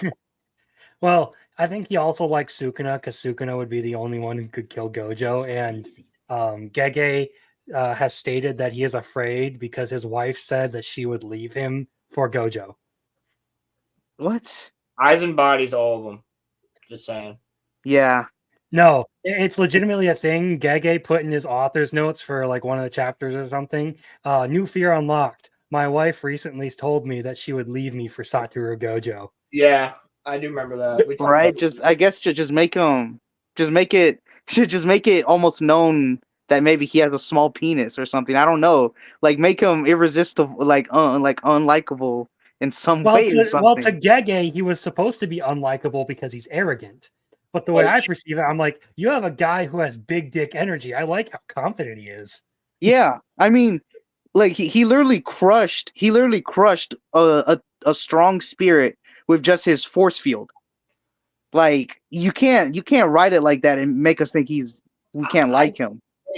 I just have to say, like, for anime characters, big dick energy has to go to Aizen at some point. Like, that motherfucker doesn't give a shit. You see him break character one time, and that's when Ichigo's actually, like, with the help of Urahara, actually sealing him. That's the only time he breaks his cool. Yeah, like because he realizes he's fucked at that point. Yeah, because he actually realizes he's fucked. But then guess what? He's chilling there in the Central 46 dungeon, vibing. Because he was like, at some point, I'm just gonna get out of here. He's literally gonna outlive all of them. Yes, like he became immortal. It's like it's so unfair. Yeah, but somehow he lost. Well, he was just slightly less intelligent than Urahara. That's all. It was actually because of Gin, but that's a whole different. Oh man, dude, I love Gin. He's such a good character. So anyway, I want to try and finish this video. That's insanity. You know, I don't know. Really think about it. What has Bleach done for y'all over the years? All this is just milking the franchise. Kubo can't come back with something else, so he has to do something with Bleach. You know, he is a sequel chapter, or you know. What has Bleach done for you over the years? I don't know. Maybe becoming one of the big three, one of the most popular Shonen Jump manga to exist, and inspired many other mangaka. Where does this guy get his freaking points from? How about also running for 12 years straight, 14 years straight? Yeah. At the very least, it's been giving people. Sorry. Yeah, love Bleach or hate Bleach, you can't deny that it had its spot for a reason. It was popular. There's no denying that. Yeah. Like, what has Bleach done for y'all over the years? I don't know. Apparently, a lot of people really liked it. Ichigo is a cool character. The powers and transformations are the best in the big three. I'll give it that. Fucking Vasto Lorde shit. Okay. Yeah. The characters. Vasto Lorde, like Aizen transformations, some of the Bankai ideas. Yeah. If Bleach had a better production in its first run, like Naruto had, I probably would have liked it almost as much as Naruto. Absolutely. And the only reason would be because I watched Naruto first and not Bleach. And if it had gotten some of that like choreography work that Naruto had gotten, absolutely fantastic, kind of. Yeah. Yeah. Because it did get kind of skimped out on the budget. Like they didn't put a lot into it, but really like its story, and I mean just the simple, like, you know, big kills and stuff, and just the dialogue. Like Kenpachi's one of the most like interesting and compelling characters to listen to. Absolutely. Byakuya's storyline as a character. Yeah. Yeah, actually that was pretty good. Like there's so many. Release a new game like that stupid ass Souls game that's coming out soon. Why is it stupid? I forgot what the fuck it was even called, because it's been. Hold on. Actually, let me double check. This is so irrelevant. I don't even remember the goddamn name. Rebirth of Souls. Yeah, that's what it was. What's your favorite anime? That game and just exposed the hell out of it in my last video. I covered it and exposed the fuck out of it. Now, you know what? I gotta see what the fuck he's talking about now. All right, after this. How long has he been doing this? That he only has 251. No, I can't do another one. How long has he been on YouTube? I can't keep doing this. I don't know. I have no idea. He says he exposed it. How long has he been here that he only has less than 500 like subscribers? How long he's been doing this? That Well, he's he's making been it around for at least a couple of months, it seems. the oldest. But His oldest video is like a couple of months. we'll see. We can go in and check that after we're done with this I video. can tell But you right now. So to see people still be like, oh, well, Bleach, man, like, come on, man, like, come on, man, like, come on. Bleach, man. We got a new game, a new season. It's going to be popping. No one gives a fuck about Bleach, and they never will. Only the fanboys are going to care about Bleach. That's a fact. That's not a fact, though. What? Bleach has garnered a lot more fans since Blood War came out, and there's two of them right here. Yeah, it's literally the. There's two of them right here. Yeah, I got into it recently once I heard that the new seasons are coming out. I was like, I should check it out, see how it is. So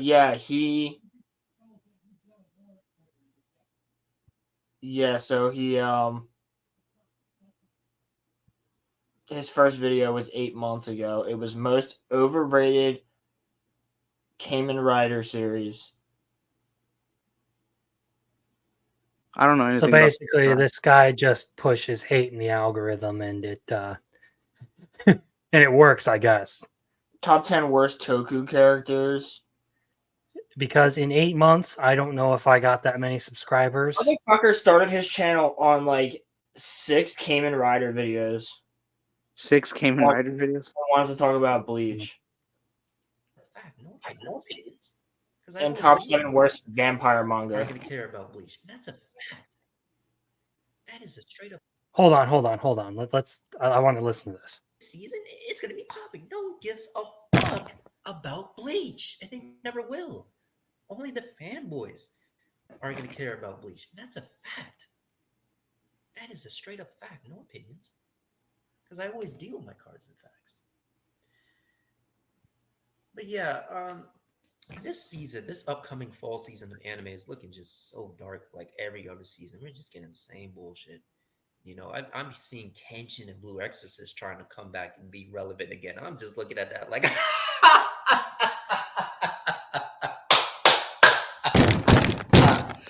What the?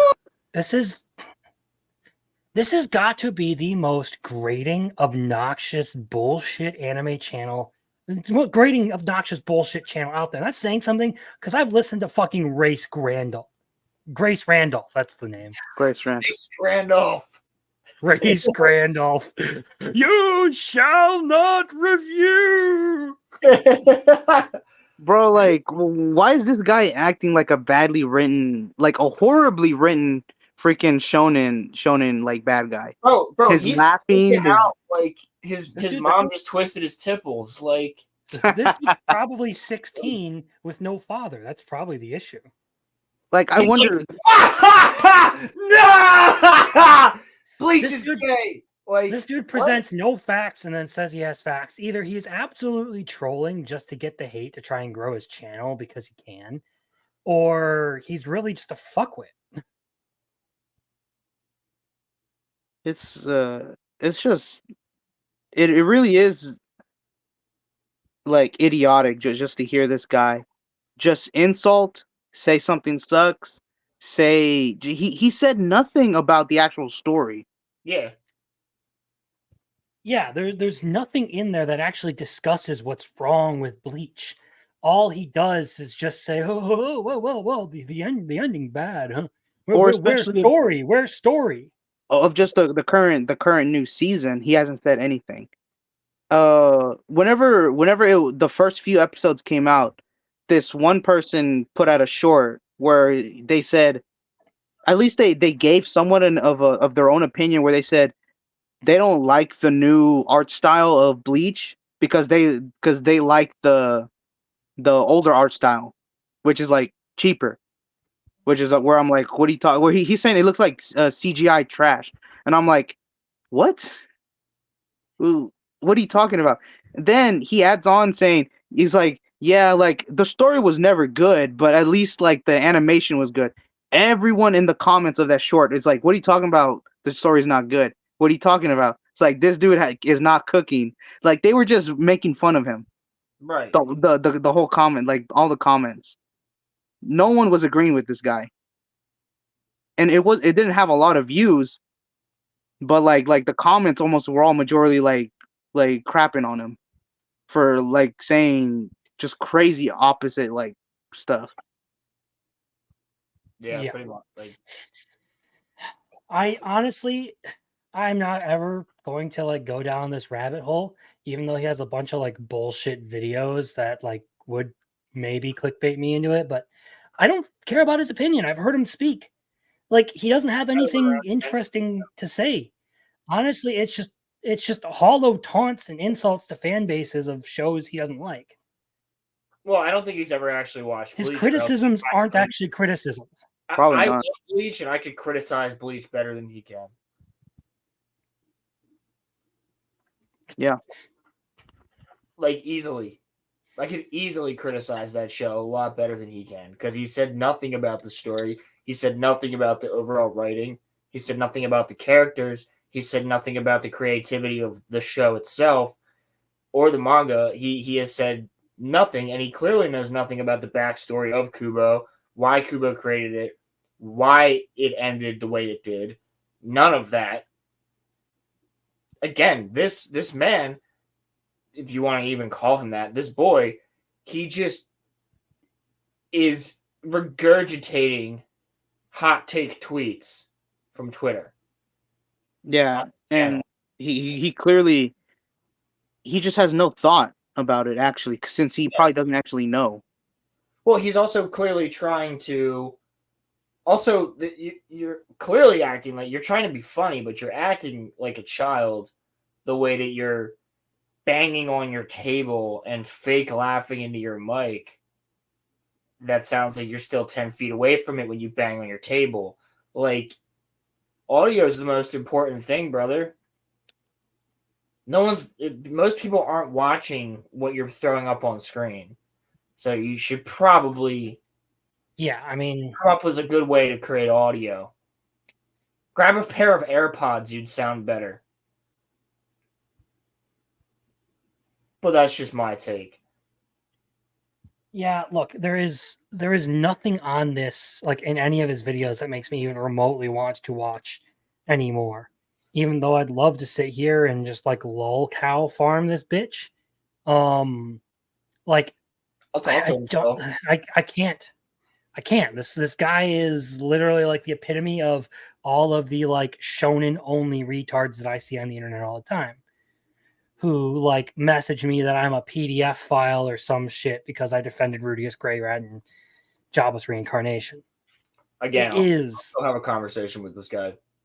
What? Like that? Like literally all of anime. So much of anime has underage characters. Like.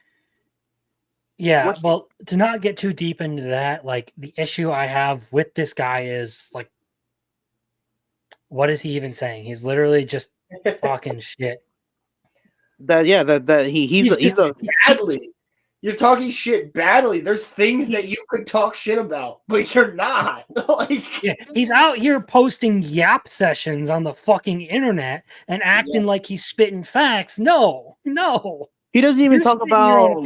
He, at the very least, some people, I've seen some videos where they say Renji's a fraud because he lost to Ichigo and stuff, which is like, well, I mean that story wise, it's explained why he loses.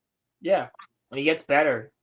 Yeah, I mean literally. He's a fraud. He literally took down Mask the Masculine, who took out a captain. 3 captains. Yeah.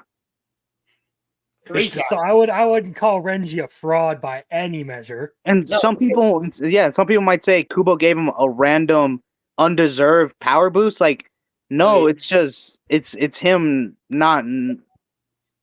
It's just him not being on a deeper level with his Shikai. Yeah, that's literally it. Like he didn't know its true Bankai name, because I'm pretty sure his first Bankai, it's pretty cool, but it was like overbearing and too big. It was too slow. It wasn't fit for him. Yeah. Well, he figured it out once he gets to the Squad Zero barracks. Yeah.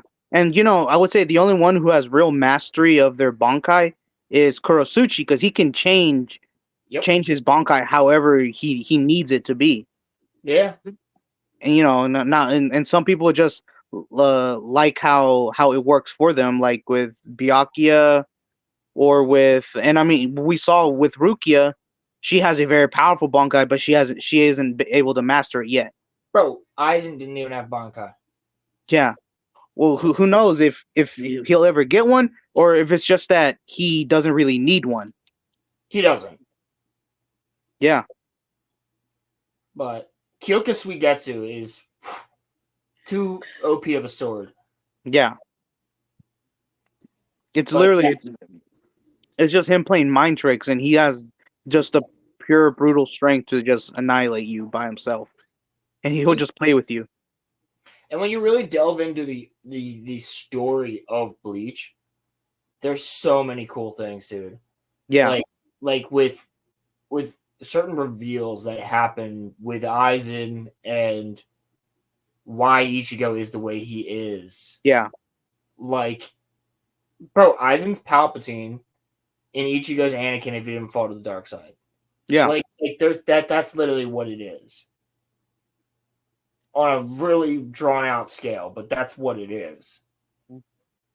Or maybe not even as drawn out. Like, it's not even as drawn out because Ichigo's not as old as Anakin when he falls, but Ichigo doesn't fall. It's the opposite of what would happen if somebody like Palpatine was pulling the strings the entire time of your life and you never fell. Yeah, Ichigo is Anakin but he had parents. Straight up. Straight up. I mean, I just overall really do like Ichigo just being. I kind of do want to be like Ichigo, be a guy who will protect his family and friends, like however you can, no matter what. I mean, he gives his life to save his family in his first episode. Yeah. Yeah, he takes the risk. He takes the risk to try to protect his family. As a 15-year-old boy. But I could still sit here and argue with one of my friends who's a massive fan of Bleach as to why there's problems with it. Mm-hmm. But I could come up with good reasons. There is no good reasoning here. Yeah. Except we're cockroaches, boys. Like, I mean, dude, if they're still doing the third core, that means people are watching it. He said season 3. It's just him not actually understanding. Yeah. He said season 3 of Bleach. Like, bro, do you not realize that when this came out, it got greenlit for the entirety of 3 cores back in 2018? They greenlit it for 3 cores. Because they knew that they wanted to take their time and animate it correctly. That was the biggest thing, animating it correctly. Which they're doing. There's straight up like manga shots that are done perfectly. And some of the shit that you're gonna see, I don't know if you read it, Rolando, but yeah, I have. Yeah. So, bro, freaking Lily Boro, the sniper.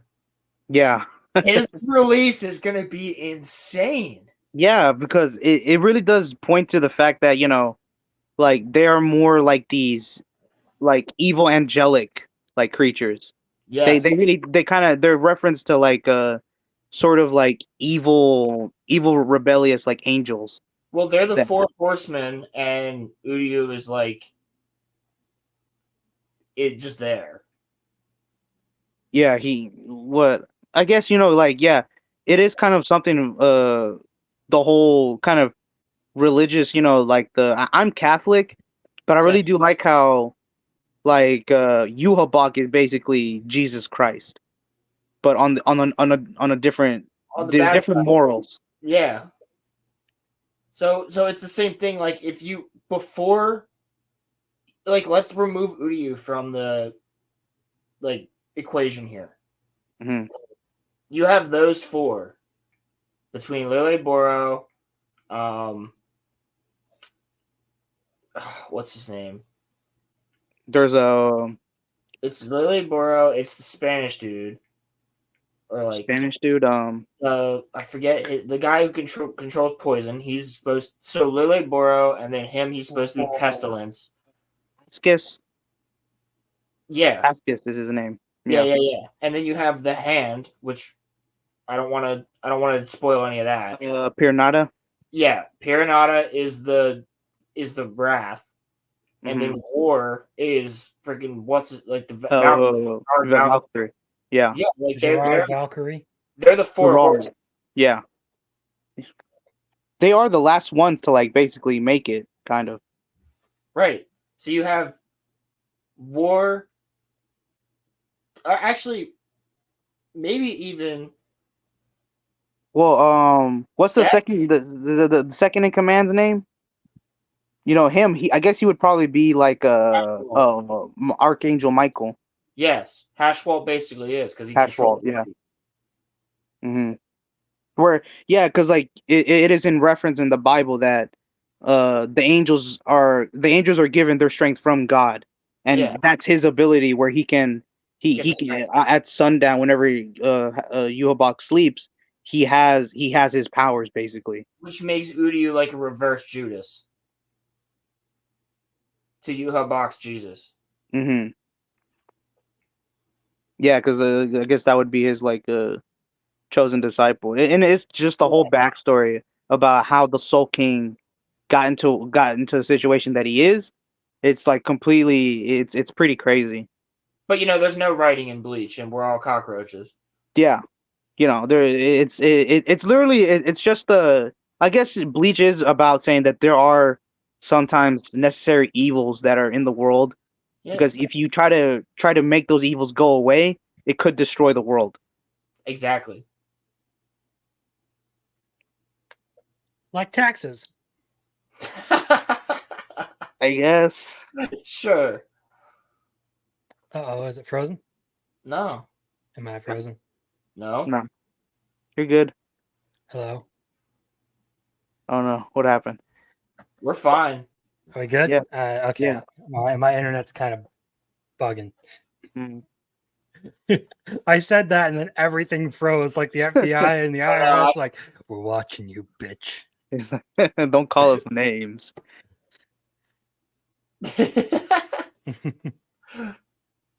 Yeah, that's funny as shit. But yeah. Anyway, well, it has been 3.5 hours of a stream, so I think it is probably time to wrap it. So, if for some reason you're all the way here and you don't know who I am Crimson Law. You can go find me there on YouTube. You can also follow me on Twitter at Isaac Hendren. I'm pretty active there, fighting retardation and shonen onlys. Rolo, where can they find you? You can find me on Grand Admiral Rolo at Rolo Lord on Twitter or X, whatever you want to call it. Rolo_films on Instagram for like anime edits and stuff. I have to make another one I'm working on right now.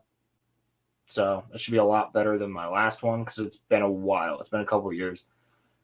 And then I mean you can see me every week on the Rolo Remcast on Archie Energy's channel. And I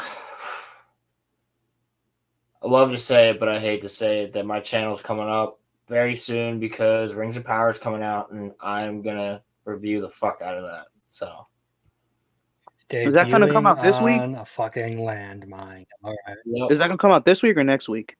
Next week. Okay. No, man. And Rolando, is there anything you want to plug or? Nah, I'm just just I don't make content, but if I can just talk to y'all guys. Right. Hell yeah. Yeah, I mean, I'm having fun. It's great, man. It's been great talking to you. All right. Yeah. We are going to end. What clip do I want to end with this week? What would describe learning from this guy and his opinions? Yeah. What's a good one to describe? All I can think of is this.